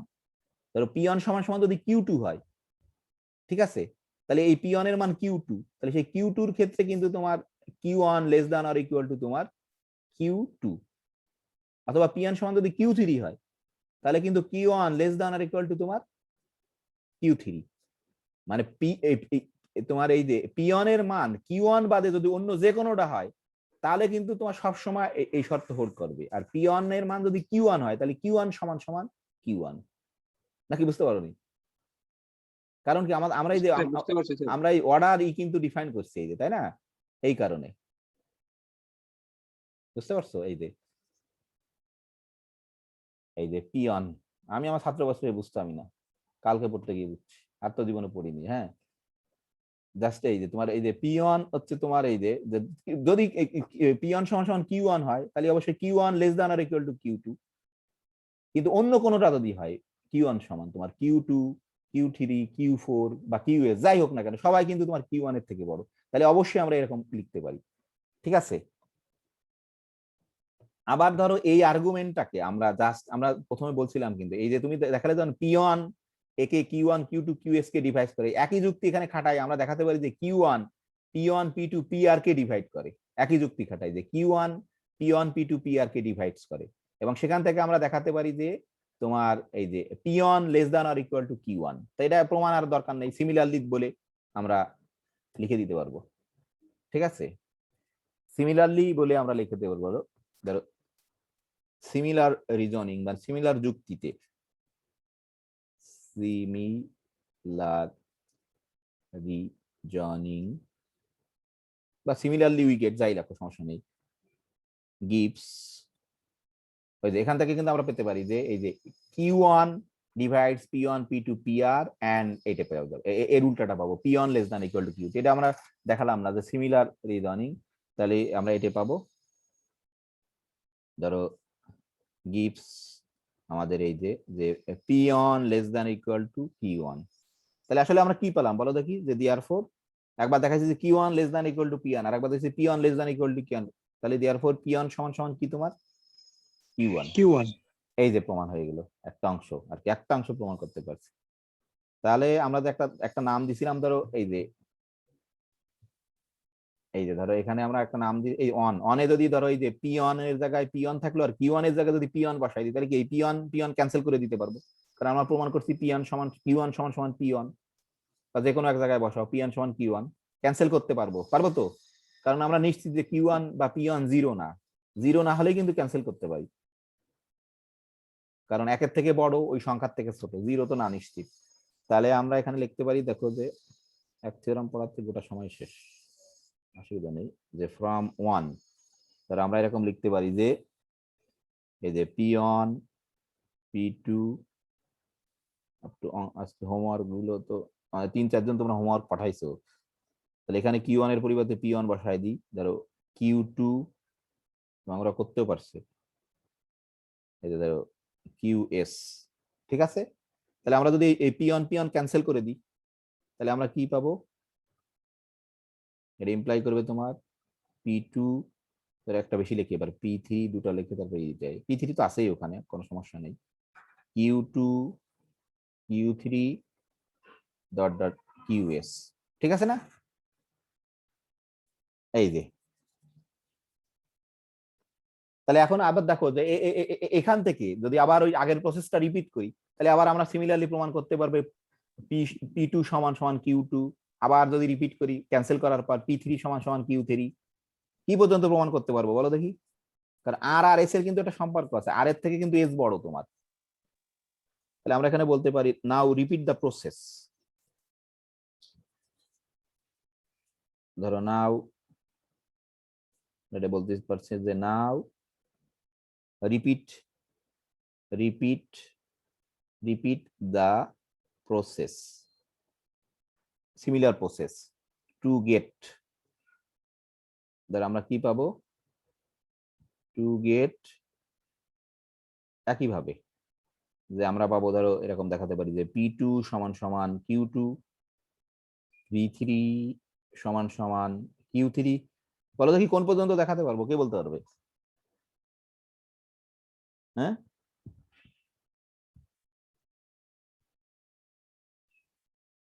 কোন পর্যন্ত দেখাতে পারবো বলো দেখি?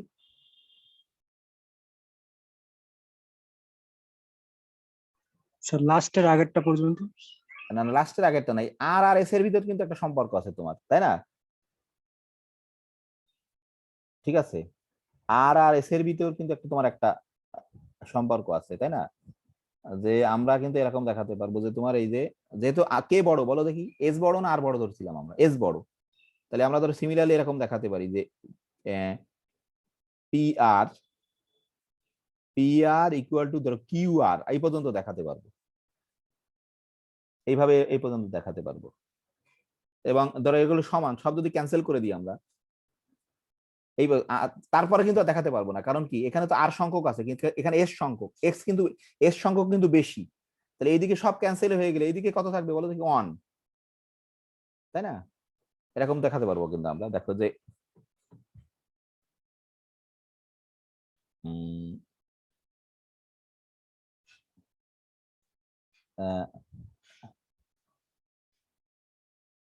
এই যে সিন্স ধরো যে সিন্স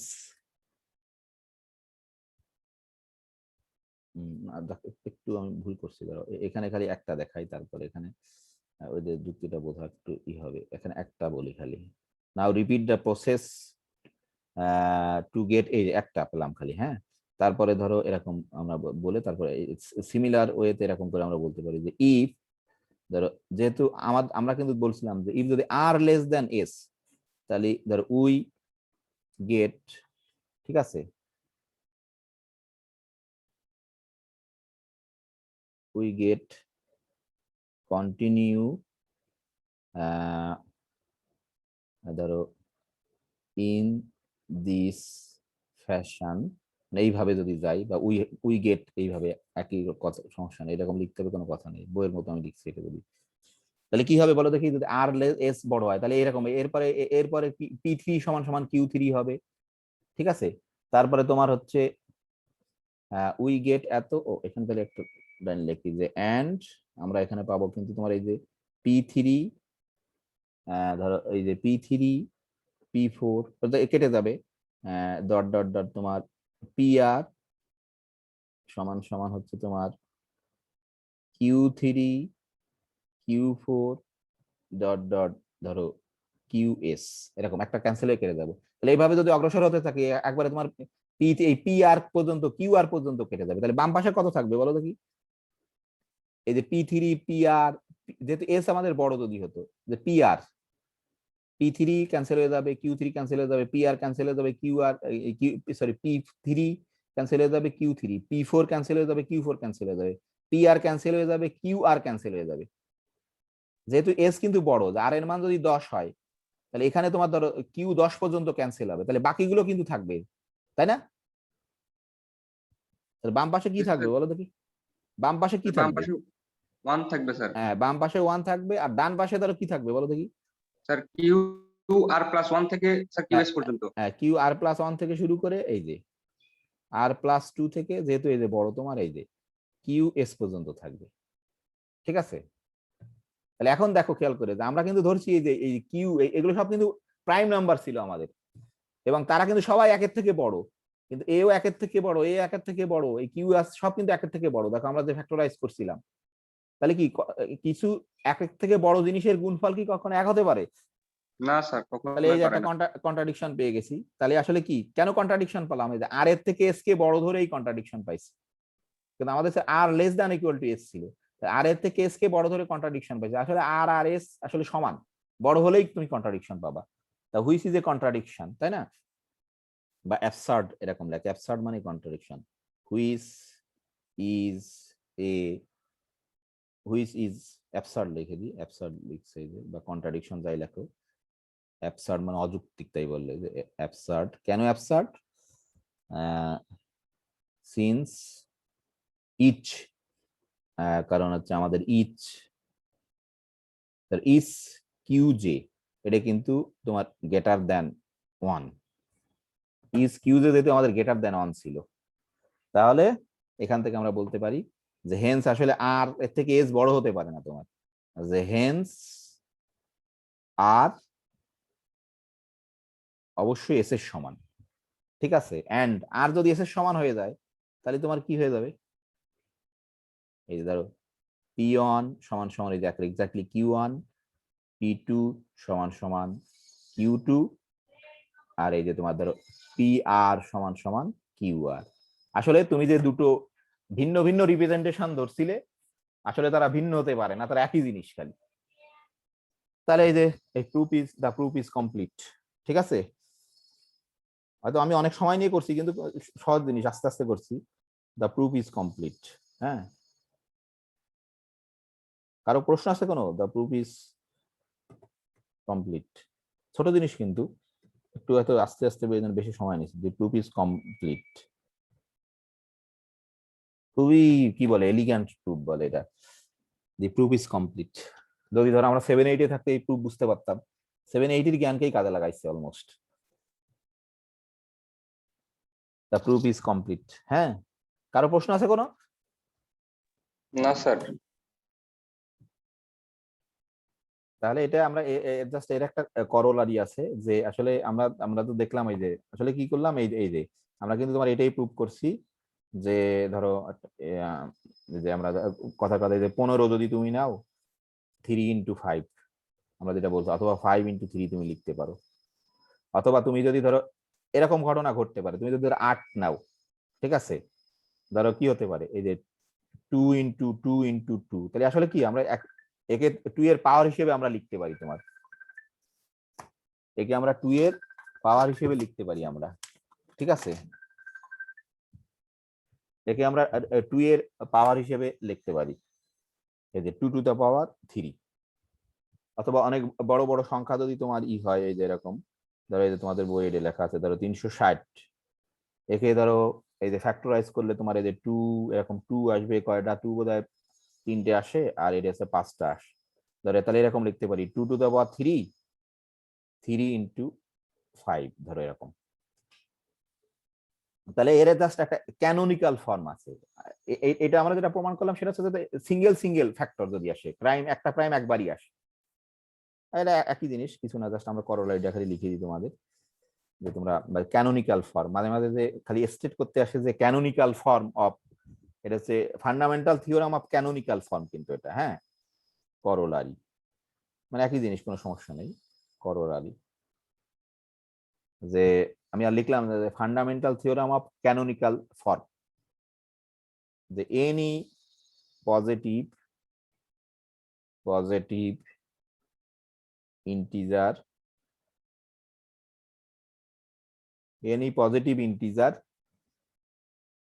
ধরো আমরা কি বলছি যে n গ্রেটার দ্যান অন, হ্যাঁ, can be written in a canonical form. হ্যাঁ, ধরো can be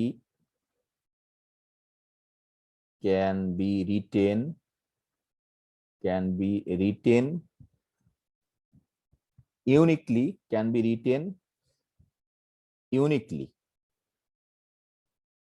uniquely, in a canonical form, canonical form. সেটা কেমন, ধরো এই যে তখন ওই জাস্ট পাওয়ার আসবে তোমার যে এন, তোমার কি হবে ধরো পি ওয়ান, আমি জানি না যে পি ওয়ান কয়বার আসবে, ধরে নিলাম যে কে ওয়ান সংখ্যক বার আসবে, ধরো পি টু ফ্যাক্টরটা কয়বার আসবে, ধরে নিলাম যে কে টু সংখ্যক, একবারও না আসতে পারে, সমস্যা নেই, 0 হতে পারে তখন পি এর পাওয়ার, পি টু এর পাওয়ার, এরকম ডট ডট ডট ধরো পি আর কে টু দা পাওয়ার আর। ঠিক আছে, কি বুঝতে পারছো এটা? হ্যাঁ, হ্যালো, স্যার হোয়ার ফর তোমার এই যে আমি যে উদাহরণ দিয়ে দেখালাম, এরকম যদি 8 এর ক্ষেত্রে ধরো কি আসবে, 3 দুইবার আসবে, তাহলে 3 টু পাওয়ার কিউব, মানে তাহলে পি অন এর মান ধরো 2 আর কে অন এর মান হচ্ছে তোমার 3, আর বাকি সব তোমার এই যে কে টু কে আর সবাই তোমার 0, এই পি টু কিন্তু 0 না, তাহলে সব গোটা 0 হয়ে যাবে, কে টু 0, তাহলে কোনো কিছু পাওয়ার 0 মানে তো অন হয়ে যায় তোমার এই যে। তাহলে এখানে বর্ণনা হতে পারে যে ফর আই, আমরা এর একটা অ্যাপ্লিকেশন দেখাবো যে এটা দিয়ে জিসিডি খুব সহজে বের করতে পারি। জিসিডি বের করা কিন্তু একটু কষ্টকর ছিল যদি সংখ্যা দুটো বড় হয়। যেটার একটা অ্যাপ্লিকেশন হচ্ছে ওইটা যে ফান্ডামেন্টাল থিওরামের অ্যাপ্লিকেশন হচ্ছে আমরা যে খুব সহজে তোমার জিসিডি বের করতে পারি। আই হচ্ছে 1 আপ টু আর, আর ইচ ধরো প্রত্যেকটা কে I is a positive integer, তাই না? পজিটিভ ইন্টিজার কিন্তু পাওয়ার গুলো পজিটিভ ইন্টিজার ইন্টিজার, আর ই হচ্ছে তোমার এন্ড প্রত্যেকটা পিআই কি প্রাইম নাম্বার একটা, তাই না? ইচটা বাদ পড়ে গেল, সরি, এবার ইচ লিখতে হবে কারণ অনেক প্রাইম আছে। ইচ পিআই তোমার is a prime, is a, আজকে তো হোমওয়ার্ক করতেই পারবো না বোধহয়, ইজ এ প্রাইম, এবং আমরা বলতেছি উইথ, এখানে কিন্তু একটা উইথ আমরা এরকম করে লিখছি, তাই বলবো সবসময় যে আমরা অ্যাসেন্ডিং অর্ডারে লিখছি। ধরো ইথ এই যে পি ওয়ান এর থেকে তোমার পি টু এরকম বড়, ও ইকুয়ালিটির তো প্রশ্নই নেই, হ্যাঁ, এর থেকে ধরো এই যে পি থ্রি বড়, এরকম করতে করতে তোমার ধরো এই যে পি আর বড়। ইকুয়াল হওয়ার তো কোনো কথা নেই, ইকুয়াল হলে তো এই পাওয়ারে চলে আসতো, হ্যাঁ, ইকুয়াল কিন্তু হবে না এখানে, বুঝতে পারছো? কারণ ইকুয়াল এই যে পি ওয়ান পি টু যদি সমান হতো তাহলে এই দুই পাওয়ার এক হয়ে যেত সূত্র। তাই এটাকে আমরা বলেছি ক্যানোনিক্যাল ফর্ম, যে এরকম আমরা লিখতে পারি যে আমি, হ্যাঁ, এখন একটা জিনিস ধরো এটাকে 9 মিনিট সময় আছে, ধরো এটাকে আমি এখন একটু বই দিয়ে দেখাই দিই, এটা আমি একটু এই যে করলাম যে ধরো এই যে দেখা যাচ্ছে বই, এই বইয়ের জিনিসই লিখছি হুবহু একবার এটা, হ্যাঁ। তাহলে এখানে দেখো খেয়াল করে যে 360 কে তুমি যদি ফ্যাক্টরাইজ করো এরকম হবে, 2 আসবে হচ্ছে তোমার 3 বার, 3 আসবে 2 বার, 5 হচ্ছে একবার, তাহলে এই যে ক্যানোনিক্যাল ফর্মে, এই ক্যানোনিক্যাল ফর্মে ধরো এখানে এখানে ধরো 4725 আর কত 17460, আমি যদি তোমার বলতাম যে এর জিসিডি বের করো, স্বাভাবিক একটু কঠিন হতো, কিন্তু তোমার মানে মেলা ভাগ করতে হতো, অনেক ভাগ করতে হতো, কিন্তু আমরা এই যে এই ক্যানোনিক্যাল ফর্মকে অ্যাপ্লাই করে খুব সহজে, আসলে আবার যদি বলতাম একের অধিক সংখ্যা জিসিডি বের করা, 2 এর অধিক সংখ্যা, ধরো 10টা সংখ্যা দিয়ে বললাম তো এর জিসিডি বের করো, এটাকে ওই যে ভাগ করে করা কিন্তু কঠিন না একটু? করতে তুমি অবশ্যই পারবা, অনেক সময় ব্যয় হবে তোমার, কিন্তু তখন আমরা এই ক্যানোনিক্যাল এই ফান্ডামেন্টাল থিওরাম অফ অ্যারিথমেটিক ব্যবহার করে খুব সহজে করতে পারি। এই যে যেমন ধরো এই যে তাহলে বলতেছে যে এই যে prime factorization provide another means of calculating greatest common divisor for suppose that, যে ধরো এ একটা সংখ্যা, তার এটা হচ্ছে তার ক্যানোনিক্যাল রিপ্রেজেন্টেশন, এই যে এ একটা ইন্টিজার, এটা হচ্ছে তার ক্যানোনিক্যাল রিপ্রেজেন্টেশন, এই যে যেমন ধরো 4725 ক্যানোনিক্যাল রিপ্রেজেন্টেশন এই যে, অনুরূপভাবে বি হচ্ছে এরকম আর একটা ইন্টিজার, তার ক্যানোনিক্যাল রিপ্রেজেন্টেশন হচ্ছে এই যে P one P two P N, হ্যাঁ, এই যে তার power J one J two, তাহলে এই যে জিসিডি কি হবে, এই জিসিডি হবে হচ্ছে তোমার পি ওয়ান আর ওয়ান, পি টু আর টু, পি এন আর এন, তাহলে এই আর ওয়ান হচ্ছে তোমার এখানে যে পি ওয়ান এর তোমার পাওয়ার আছে, এখানে যে পি ওয়ান এর যে পাওয়ার আছে তার মিনিমামটা, এটা তোমরা জানো, আমি জানি যে এই যে কে ওয়ান জে ওয়ান, এই অ্যালজেব্রাতে যখন আমরা লসাগু গসাগু করতাম এটাকে ব্যবহার করতাম, এই যুক্তিকে ব্যবহার করতাম যে ফ্যাক্টরাইজ করে কমন ফ্যাক্টরকে নিতে, তুমি মনে আছে কিনা? হ্যাঁ, ক্লাস 7 যখন করছে আমরা এটা করছি না? জি স্যার। হ্যাঁ, তাহলে এই যে দেখো এখানে যে পি ওয়ান এর হচ্ছে তোমার কে ওয়ান, এখানে পি ওয়ান এর হচ্ছে জে ওয়ান, তাহলে কি হবে যে এই পি ওয়ান, তাহলে যে আর ওয়ান হবে পাওয়া সেটা হচ্ছে কে ওয়ান আর জে ওয়ান এর যে মিনিমাম সেটা দেখো, আর ওয়ান হচ্ছে minimum of K one J one, তাহলে দেখো নতুন একটা এই যে ফান্ডামেন্টাল থিওরাম নতুন একটা জগৎ তৈরি করে দিচ্ছে যে তুমি অনেক সহজে করতে পারবা। এখন প্রশ্ন এরকম থাকতে পারে, ধরো এখানে যদি পিয়ন ফ্যাক্টর হবে, এখানে কিন্তু পিয়ন ফ্যাক্টর নাও থাকতে পারে, কোনো সমস্যা নেই। ধরো এখানে পিয়ন আছে, এখানে পিয়ন নেই, তাহলে পিয়ন টু দা পাওয়ার 0 ধরবো আমরা, কোনো সমস্যা নেই। তাহলে এর আর ভিতরে এর মিনিমাম তো 0। এই যে যেমন এদের ক্ষেত্রে ধরো 4725, এর এর চেয়ে এটে 3, 5, 7, কিন্তু এর হচ্ছে ধরো 2, 3, 5, 7। এখানে দেখো 2 কিন্তু তোমার প্রাইম ফ্যাক্টর হিসেবে আসেনি, তাহলে এখানে কি মনে করে নিতে হবে, এটাকে অ্যাপ্লাই করতে হলে বলো দেখি 2 টু দা পাওয়ার 0 তোমার, ঠিক আছে, 2 টু দা পাওয়ার 0 আছে, 2 টু দা পাওয়ার 0 আছে। তাহলে যখন তুমি এটা 2 এর বের করবা, তাহলে 2, 0 আর 3 এর মিনিমাম কি 0, তাহলে তোমার কি হবে, এই দেখো 2 টু দা পাওয়ার, এই যে এখানে বের করছে যে 2 টু দা পাওয়ার 0, এখানে যখন 3 করব 3 টু দা পাওয়ার 3, এখানে হচ্ছে 3 টু দা পাওয়ার 2, তাহলে মিনিমাম কি 3 টু দা পাওয়ার 2, এই যে 3 টু দা পাওয়ার 2। আর হচ্ছে তোমার 5, এখানে একটা আছে, তাহলে 5 খালি 5 টু দা পাওয়ার 1, 7 একটা আছে, এখানে দুটো আছে 7। তাহলে এটা করলেই তোমার এই যে ধরো জিসিডি কত সহজে বের হয়ে গেল 315, কিন্তু এটাকে ভাগ করে অনেক সময় লাগবে কিন্তু তোমার।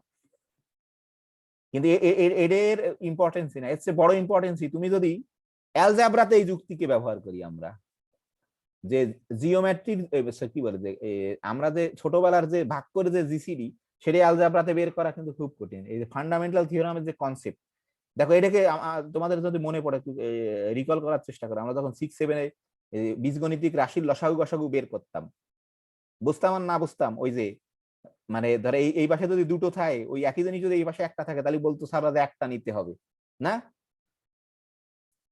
নাকি? জি স্যার। হ্যাঁ, কেন একটা নিতে হবে সেটা হচ্ছে অন্তত এখন তোমার শেখা উচিত। ধরো কেন একটা নিতে হবে, ধরো এই যে কেন ধরো মিনিমাম নিলাম, কেন ম্যাক্সিমাম নেয়নি, এই যে এখান থেকে লসাগু বের করতে পারবো খুব সহজে, যে লসাগুর জন্য তুমি ম্যাক্সিমাম নিতে হবে, ম্যাক্সিমাম নিলেই লসাগু বেরিয়ে যাবে। তাহলে মিনিমাম কেন নেবো বলো দেখি, ধরো এই সংখ্যাটাকে খেয়াল করে দেখো, যে এই সংখ্যাটাকে কিন্তু 7 দ্বারা বিভাজ্য, কিন্তু এই সংখ্যাটা কিন্তু তোমার 49 দ্বারা বিভাজ্য, তাই না? তাহলে কিন্তু আমরা আমরা আমরা বলতেছিলাম হচ্ছে যে কমন, গ্রেটেস্ট কমন ডিভিজর তোমার কিন্তু, তাহলে ধরো কমনও থাকতে হবে কিন্তু সেটা গ্রেটেস্ট হতে হবে। ধরো এখানে 2টো 7 আছে, এখানে তো একটা 7 আছে, তাহলে তো 2টো 7 তো কমন তোমার ডিভিজন না, তাহলে একটা 7 হচ্ছে তোমার কমন ডিভিজর, তাই না? তাহলে এই জন্যই একটা 7 নিতে হয়েছে, এই জন্য মিনিমাম নিতে হয়েছে তোমার, ওই যে ডেফিনেশনের কারণে, নাকি বুঝতে পারোনি? জি স্যার, বুঝতে পারছি। হ্যাঁ, তাহলে তুমি যখন এখন অন্য মানুষকে বলবা যে কেন ওটা কারণ, এই কারণটা জানা খুব ইম্পর্টেন্ট। লেখাপড়া করার উদ্দেশ্যই কারণকে খোঁজা খালি, হ্যাঁ। তাহলে আরো একটা বিশাল সুবিধা আছে, তোমাকে যদি আমি এখানে 10টা ইন্টিজার নাম্বার নিতাম, হ্যাঁ ধরো এরকম একটা দুটো দিছি, তো আরো যদি 10টা দিতাম, ধরো 12টা, বলতাম যে জিসিডি বের করো, তুমি ভাগ করে কি বের করা খুব কঠিন না? যে প্রত্যেকবার ভাগ করে যেটা পাইতে আবার জিসিডি, ওই জিসিডি আরেকটাকে ভাগ করতে হতো, দিয়ে আবার আরেকটাকে ভাগ করতে হতো।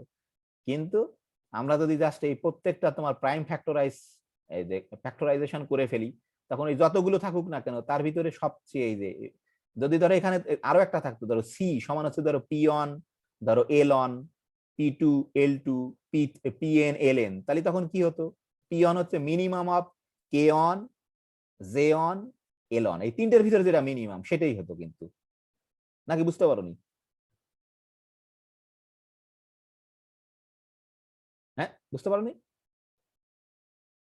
হ্যালো, জি স্যার। জি স্যার, বুঝতে পারছি এখানে স্যার। তোমার A, B, C, D থাকতো, ই থাকতো, ওই সব বের করতে পারতো, তাহলে তো খালি এখানে তোমার মিনিমাম অফ ওই যে ধরো আরো সব কয়টা আসতো। হ্যাঁ, এটা হচ্ছে সবচেয়ে ইম্পর্টেন্ট। আজকে আর যদি হোমওয়ার্ক করাতে পারবো না, আমাদের 7-8 মিনিট সময় আছে, এই দুটো, এই যে দেখো, এই যে আমরা এই যে আমরা প্রথম, কিন্তু তোমরা ক্লাস 9-এ বা ইন্টারমিডিয়েটে একটা জিনিস শিখছো যে প্রমাণ করো যে রুট টু ইরেশনাল নাম্বার। আর আমরা যখন প্রথমে একেবারে পড়া শুরু করছিলাম এই কোর্সটাকে, তখন কিন্তু রুট টু ইরেশনাল নাম্বার প্রমাণ করছিলাম ওই যে কি কি কিসের সাহায্যে বলো দেখি, মনে আছে কারো? ওয়েল অর্ডারিং প্রিন্সিপাল ব্যবহার করে না, হোমওয়ার্ক দিছিলাম তোমাদের। আর এই যে দেখো যে ফান্ডামেন্টাল থিওরাম ব্যবহার করে যে রুট টু ইরেশনাল নাম্বার, সেটাকে প্রমাণ করা যায়। তুমি যেহেতু অন্তত ম্যাথমেটিক্সে পড়ো, তোমার ম্যাথমেটিক্সের লোকটা অন্তত 4-5 ভাবে জানা দরকার যে root two irrational number prove করার। আমি আজকে এটাই দেখাবো, 1 মিনিট লাগবে। তো তার আগে একটা কথা বলি, এটা খুব ইম্পর্টেন্ট। ধরো এই যে পিথাগোরাসের কিন্তু ভীষণ অবদান, যে পিথাগোরাস কি প্রথম যে প্রতিষ্ঠা করে ম্যাথমেটিক্স ইজ এ সায়েন্স, বুঝতে পারছো?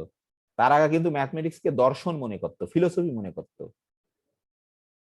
যে Pythagoras, this is an opportunity moment to insert a famous result of Pythagoras. Mathematics as a science began with Pythagoras. মানে পিথাগোরাসই প্রথম শুরু করছিল যে ম্যাথমেটিক্স ইজ এ সায়েন্স। তার আগে কিন্তু ম্যাথমেটিক্সকে মানুষ দর্শন মনে করত। এবং তোমার এই যে পিথাগোরাস এবং তার যে স্কুল ছিল, হ্যাঁ, তারাই প্রথম তোমার এই যে ক্লাসিফাই করে ইন্টিজার নাম্বারকে। ধরো কেউ তোমার হচ্ছে ইভেন এবং অড এ প্রথমে করে, তারপরে তোমার ক্লাসিফাই করে হচ্ছে প্রাইম নাম্বার আর কম্পোজিট নাম্বারে। মানে খ্রিস্টপূর্ব 559 থেকে 500। শুধু পিথাগোরাসের অবদান না, তোমার পিথাগোরাস অ্যান্ড হিজ স্কুল, এই জন্যই তাদেরকে একসাথে পিথাগোরিয়ান্স বলে। The Pythagoreans deserve the credit for being the first to classify numbers into odd and even or prime and composite. এবং ওরাই কিন্তু তোমার ইরেশনাল নাম্বারকে খুঁজে পাইছিল, কিন্তু লুকায় গেছিল। যে পিথাগোরাস যে উপপাদ্যের সাহায্যে পাইছিল, একটা যদি অন্যায় আর একটা যদি অন্যায় √2 আসে, তখন দেখে যে এই √2 কে কোনো তোমার দুটো ইন্টিজারের সাহায্যে প্রকাশ করতে পারছে না আর। কিন্তু ওরা আগে একটা তত্ত্ব দিছিল যে যে কোনো সংখ্যাকে ইন্টিজারের সাহায্যে প্রকাশ করা যায়। তখন ওরা নিজেরাই ওরাকে মানে চেপে যায়, কারণ মানুষের কাছে প্রকাশ করে না। তাহলে এই যে আমরা কি করে তোমার ধরো, তাহলে এটা কিন্তু ইম্পর্টেন্ট যে কে তোমার প্রথম অড আর ইভেন নাম্বারের সংখ্যাকে ভাগ করে অথবা প্রাইম আর কম্পোজিটে ভাগ করে, তোমাকে জানা উচিত অবশ্যই যে পিথাগোরাস এবং তার স্কুল, মানে পিথাগোরিয়ান্স তাই বলে, এবং ম্যাথমেটিক্সকে সায়েন্স হিসেবে প্রতিষ্ঠা করে। তাহলে আমরা জাস্ট 5 মিনিট সময় আছে, জাস্ট এইটা খালি দেখাবো, 1 মিনিটে হয়ে যাবে। যে আমরা প্রমাণ করব যে এই যে তোমার যে √2 হচ্ছে তোমার irrational using fundamental theorem of algebra. আগামী দিন ধরো আমরা করবো আর কি, সরি আজকে করা গেল না, এটা শেষ করি। আমি একটু বেশি সময় নিচ্ছি এটাকে আস্তে আস্তে পড়াতে গিয়ে। তাহলে ক্যানোনিক্যাল ফর্মের কি অ্যাপ্লিকেশন, সেটা খুব ইম্পর্টেন্ট। তুমি যদি বুঝতে পারো এটা কেন করব, তাহলে আনন্দ পাবা পড়তে গেলে, নাহলে কিন্তু আনন্দ পাওয়া যাবে না। তাহলে এই যে দেখো যে আমরা একটু সহজ যুক্তিতে √2 ইরেশনাল এটাকে প্রমাণ করতে পারি using by fundamental theorem of arithmetic. ধরো আমাদের প্রবলেম এটাই, বা থিওরাম যাই বলো, প্রবলেম বলাই ভালো ছিল, থিওরামই বললাম।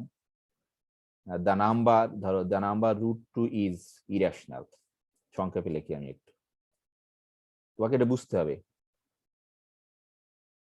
কিন্তু এই যুক্তি ক্লাস 9-এ বললে বোঝা যাবে না, কারণ ফান্ডামেন্টাল থিওরাম ওইভাবে জানে না। তাই একই ওয়ে যে ধরো আমরা ধরে নিচ্ছি যে সাপোজ ধরো প্রুফ বা সলিউশন যাই বলো, যে প্রুফ যে আমরা ধরে নিচ্ছি ধরো সাপোজ √2 তোমার রেশনাল। আমরা যদি এরকম করে বলে দিই যে state fundamental theorem of arithmetic and prove that using √2 is irrational, তখন কিন্তু তুমি ক্লাস 9-এর মতো করে প্রমাণ করলে কিন্তু হবে না। ঠিক আছে? যে ফান্ডামেন্টাল থিওরাম অ্যাপ্লাই করে প্রমাণ করতে হবে তোমার, সেটাই পরীক্ষাতে বলে দিব যে using fundamental theorem prove that √2 is irrational তোমার। তাহলে সাপোজ √2 ইজ রেশনাল, তাহলে তাহলে কি হবে? √2 রেশনাল হওয়া মানে আমরা রেশনাল নাম্বারের ডেফিনেশন জানি। ধরো √2 ইকুয়াল টু দুটো ইন্টিজারে প্রকাশ করতে পারি।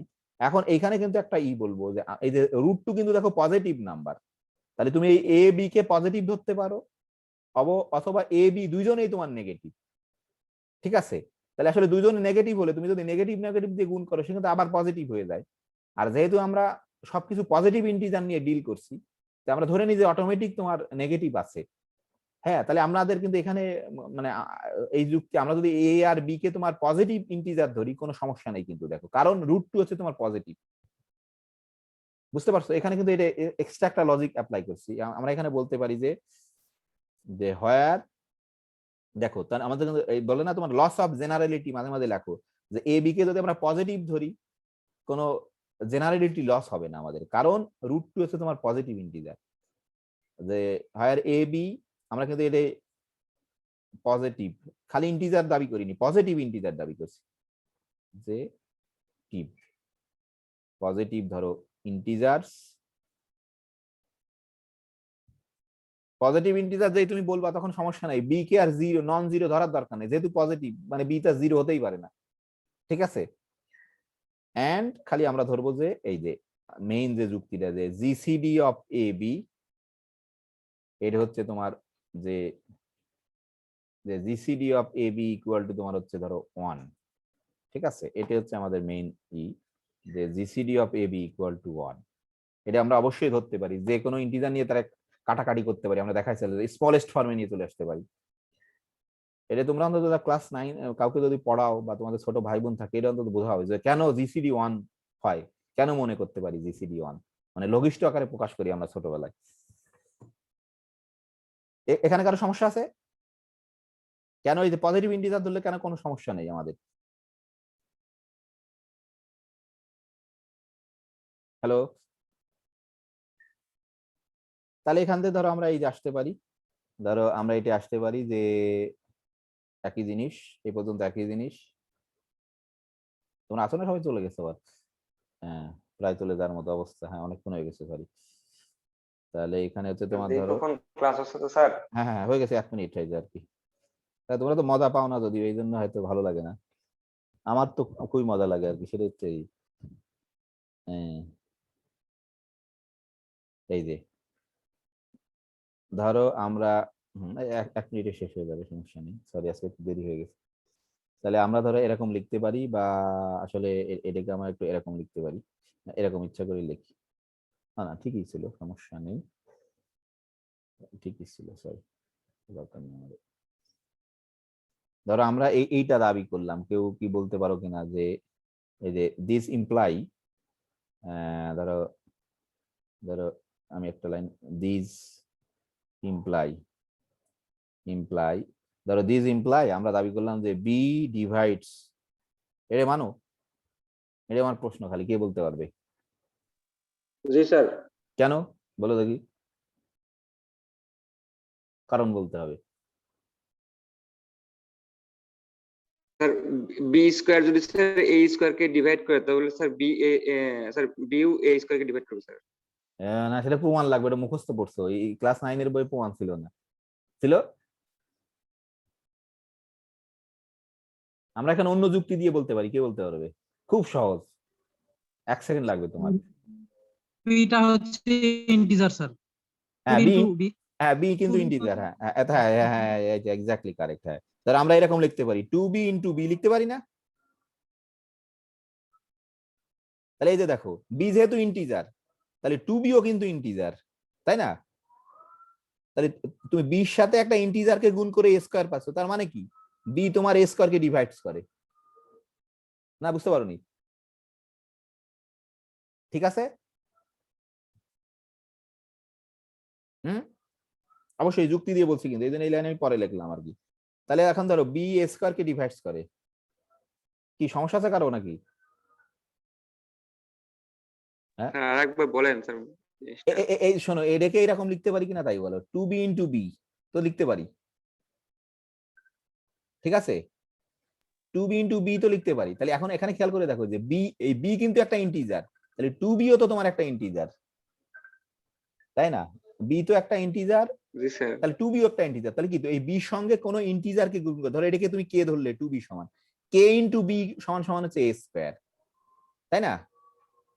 তাহলে তার জি মানে স্যার। কি, তার মানে কি যে বির সাথে কোনো ইন্টিজারকে গুণ করে স্কয়ার পাচ্ছ, মানে কি বি অবশ্যই এ স্কয়ারকে তোমার ডিভাইডস করে, ঠিক আছে না? জি স্যার বুঝতে পারছি স্যার। হ্যাঁ, তাহলে এখন সরি 2 মিনিট বেশি হয়ে গেছে, সরি আর 2 মিনিট, যে ইফ, ধরো ইফ আমরা যদি এখন ধরো এই বি তো তোমার পজিটিভ ইন্টিজার, কি হতে পারে, হয় বির মান 1 হতে পারে অথবা বির মান অনেক থেকে বড় হতে পারে।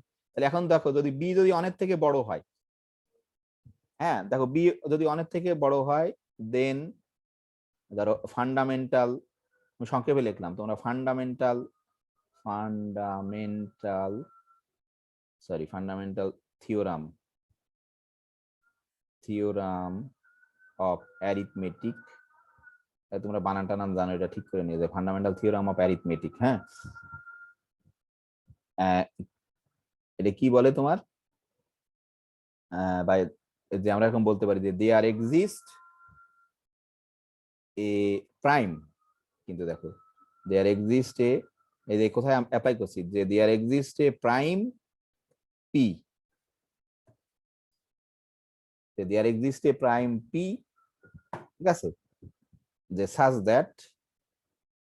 দ্যাট যে পি ডিভাইডস তোমার হচ্ছে এ বলি কেন, বি, তাই না? দেখো এটা কি মানো কিনা?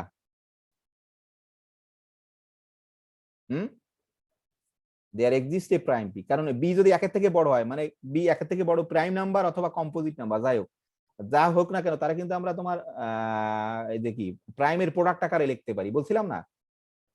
ধরো বি যদি একের থেকে বড় যে কোনো সংখ্যা হয়, 2 হয়, 3 হয়, 5 হয়, 15 হয়, 20 হয়, তাহলে কিন্তু একটা তুমি প্রাইম পাবাই, কারণ কি ওকে তো প্রাইমের ফ্যাক্টর হিসেবে ই করতে পারো। ধরো কথার কথা এরকম, তুমি যদি ধরো 10 হয় ধরো বি এর মান, তাহলে 10কে কি লিখতে পারো তুমি 2 × 5, তার মানে কি এই যে এই 10কে তুমি 2 দিয়েও ভাগ করতে পারবা অথবা 5 দিয়ে ভাগ করতে পারবা। তাহলে বি যদি একের থেকে বড় হয়, আর বি যদি ধরো নিজেই প্রাইম হয়, এরকম যদি হতো, ধরো বির মান যদি 3 হতো, তাহলে 3কে তো 3 দিয়ে ভাগ করা যায়, তাই না? তাহলে বলছে যে বি যদি একের থেকে বড় হয়, ফান্ডামেন্টাল থিওরাম আমাদের বলতেছে যে there exist a prime P যে সাজ দ্যাট পি ডিভাইডস তোমার বি, যে তুমি একটা প্রাইম নাম্বার পাবাই। মানে ইনডাইরেক্টলি বলছে যে যেহেতু এই বি কে আমরা প্রাইম ফ্যাক্টরের গুণফল আকারে লিখতে পারি, তাহলে যে ফ্যাক্টরের গুণফল আকারে ফ্যাক্টর মানে কি, ওইগুলো দিয়ে ভাগ করতে পারবা, তাহলে অবশ্যই তোমার একটা প্রাইম নাম্বার পাবা, যা দিয়ে তুমি এই যে ইরাকে ভাগ করতে পারবা। কিন্তু এটা অবশ্যই মানো, আমি জানি, ঠিক আছে না?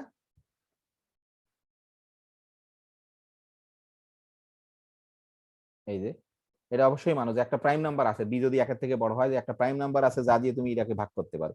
তাহলে এখান থেকে ধরো একটা জিনিস আমরা পেয়ে গেছি যে ইট ফলোস দ্যাট, এখানে মূল যুক্তিটা তোমার যে ধরো ইট, সরি সময় নেই, ইট ফলোস দ্যাট, যে ইট ফলোস দ্যাট, যে তোমার কি কি ফলোস করে, যে এই যে দেখো, যে তোমার প্রথমে কিন্তু ছিল পি, সরি, ঠিক আছে, পি ডিভাইডস বি অ্যান্ড এই যে বি কিন্তু ডিভাইডস তোমার এ স্কোয়ার, ঠিক আছে না? বি ডিভাইডস এ স্কোয়ার, তাহলে এটা অবশ্যই কি ডিভাইডস করে, পি বি কে ডিভাইড করে, পি এটা ইমপ্লাই করে তোমার যে পি ডিভাইডস এ স্কোয়ার, পি যদি এ স্কোয়ার কে ডিভাইডস করে, ওই একই যুক্তি, ধরো পি যদি এ স্কোয়ার কে ডিভাইডস করে, এটা কি ইমপ্লাই করে বলো দেখি, পি অবশ্যই একে ডিভাইডস করে, মানো তো এটা? জি স্যার। একই যুক্তি, কি যুক্তি বলে এরকম করবা যে পি ডিভাইডস তোমার এই ধরো মানে কি K into P equal to A square, তাই না? এরকম একই যুক্তি তো এরকম করে প্রমাণ করতে পারবা। আমি এই যে তাহলে যদি পি, হ্যাঁ সরি পেজটা একটু উপরে তুলেন স্যার। সরি সময় নেই, পরের দিন পড়াবো, এত সময় নেওয়া যাবে না, সরি। তাহলে এখন দেখো এই যে দেখো পি এ কে ডিভাইডস করে, পি আবার বি কে ডিভাইডস করে, তাহলে কি হয়ে গেল তোমার জিসিডি অফ এ বি কি হয়ে যাবে, এ তো কমন ডিভিজর, তাহলে তোমার জিসিডি অফ এ বি কি হয়ে যাচ্ছে, পি সমান বা আরো পি এর থেকে বড় হতে পারে, কিন্তু তোমরা আমরা দাবি করছিলাম হচ্ছে তোমার জিসিডি অফ এ বি হয়ে যাচ্ছে, দেখো ধরো মিনিমাম পি তো হবে, কিন্তু পি থেকেও বড় হতে পারে, কিন্তু আমরা ধরছিলাম কিন্তু জিসিডি অফ এ বি হচ্ছে 1, পি যেহেতু প্রাইম, পির মান তো একের থেকে বড়, তাহলে একটা কন্ট্রাডিকশন পেয়ে গেছি, কিন্তু which is a contradiction, which is a contradiction, which is a contradiction, তাহলে একটা কন্ট্রাডিকশন পেয়ে গেলাম। এখন যদি ধরো যদি বি যদি তো অন, বি যদি অন হতো তাহলে কি সমস্যা হতো, তা সেটাও কন্ট্রাডিকশন দেখাতে হবে, নাহলে তো প্রমাণ হবে না। B k greater than on ধরে কন্ট্রাডিকশন পেয়ে গেছি, তাহলে ইফ ধরো যদি বি ইকুয়াল টু 1, তাহলে দেখো if B equal to 1, sorry একটু ভুল হলো, যেহেতু B B greater than one হতে পারে না, তাহলে অবশ্যই যে দেয়ারফোর ধরো যে দেয়ারফোর বি ইকুয়াল টু তোমার 1, বি ইকুয়াল টু 1, তাহলে কিন্তু বাট যদি তোমার ধরো বি ইকুয়াল টু যদি 1 হয়, তাও দেখো সমস্যা, বাট বি ইকুয়াল টু 1 ধরো দেন এ স্কোয়ার ইকুয়াল টু 2, তাহলে আমরা এরকম এটা জানি, কিন্তু এটা ইম্পসিবল, যে এরকম এটা কিন্তু অ্যানালাইসিস আমরা পড়ছি, সেটাকে ব্যবহার করবো এখন, হুইচ ইজ ইম্পসিবল, মানে এরকম কোনো ইন্টিজার নেই, কারণ আমরা এ কে খালি ইন্টিজার ধরছি, কিন্তু হুইচ ইজ ইম্পসিবল, এরকম কোনো ইন্টিজার নেই যে তার বর্গ করলে তোমার 2 হবে, ঠিক আছে? অথবা এটাও বলতে পারি যেহেতু 2 প্রাইম নাম্বার, তাহলে 2 কখনোই পারফেক্ট স্কয়ার হতে পারে না, হুইচ ইজ ইম্পসিবল। বল তাহলে দেখো যে বি অন হলেও সমস্যা, বি অনের থেকে বড় হলেও সমস্যা। তাহলে এই সমস্যা কেন তৈরি হয়েছিল? যে আমরা ধরছিলাম তোমার হচ্ছে এই যে আমরা ধরছিলাম হচ্ছে তোমার এই যে হচ্ছে কি বলে যে এত রেশনাল ধরছিলাম, এত রেশনাল ধরে এই কন্ট্রাডিকশন আসছিল। তাহলে অবশ্যই কি রেশনাল না তোমার, দেয়ারফর 2 ইজ ইরেশনাল। সরি, দেখো এর চেয়ে আরো একটা সহজ উপায় আছে, তা দিয়েও প্রমাণ করা যায় যে √2 ইজ ইরেশনাল প্রুফ। তোমরা একটু ভালো করে লিখো, দেখো যুক্তিটা বুঝতে পারছো কিনা জানি না।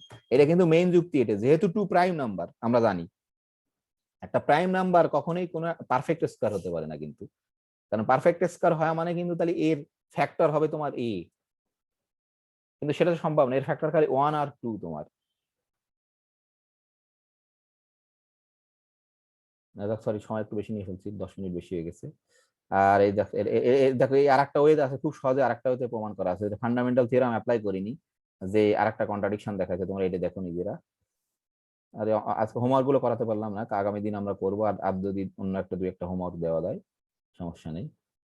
তোমার তিনজন যেমন হোমওয়ার্ক করছে দেখলাম, সামিউল করছে যেমন, আর তৌহিদ বোধহয়, আর একজন জানি কি আছে, ওর নাম হচ্ছে ভুলে গেছি, অনিকা বোধহয়। তো ঠিক আছে, কারো প্রশ্ন আছে? সরি 10 মিনিট বেশি হয়ে গেছে। হুম, হ্যালো। না স্যার, প্রশ্ন নাই আর স্যার। তো প্রশ্ন নেই, এমনি বিরক্ত হয়ে গেছে তোমরা।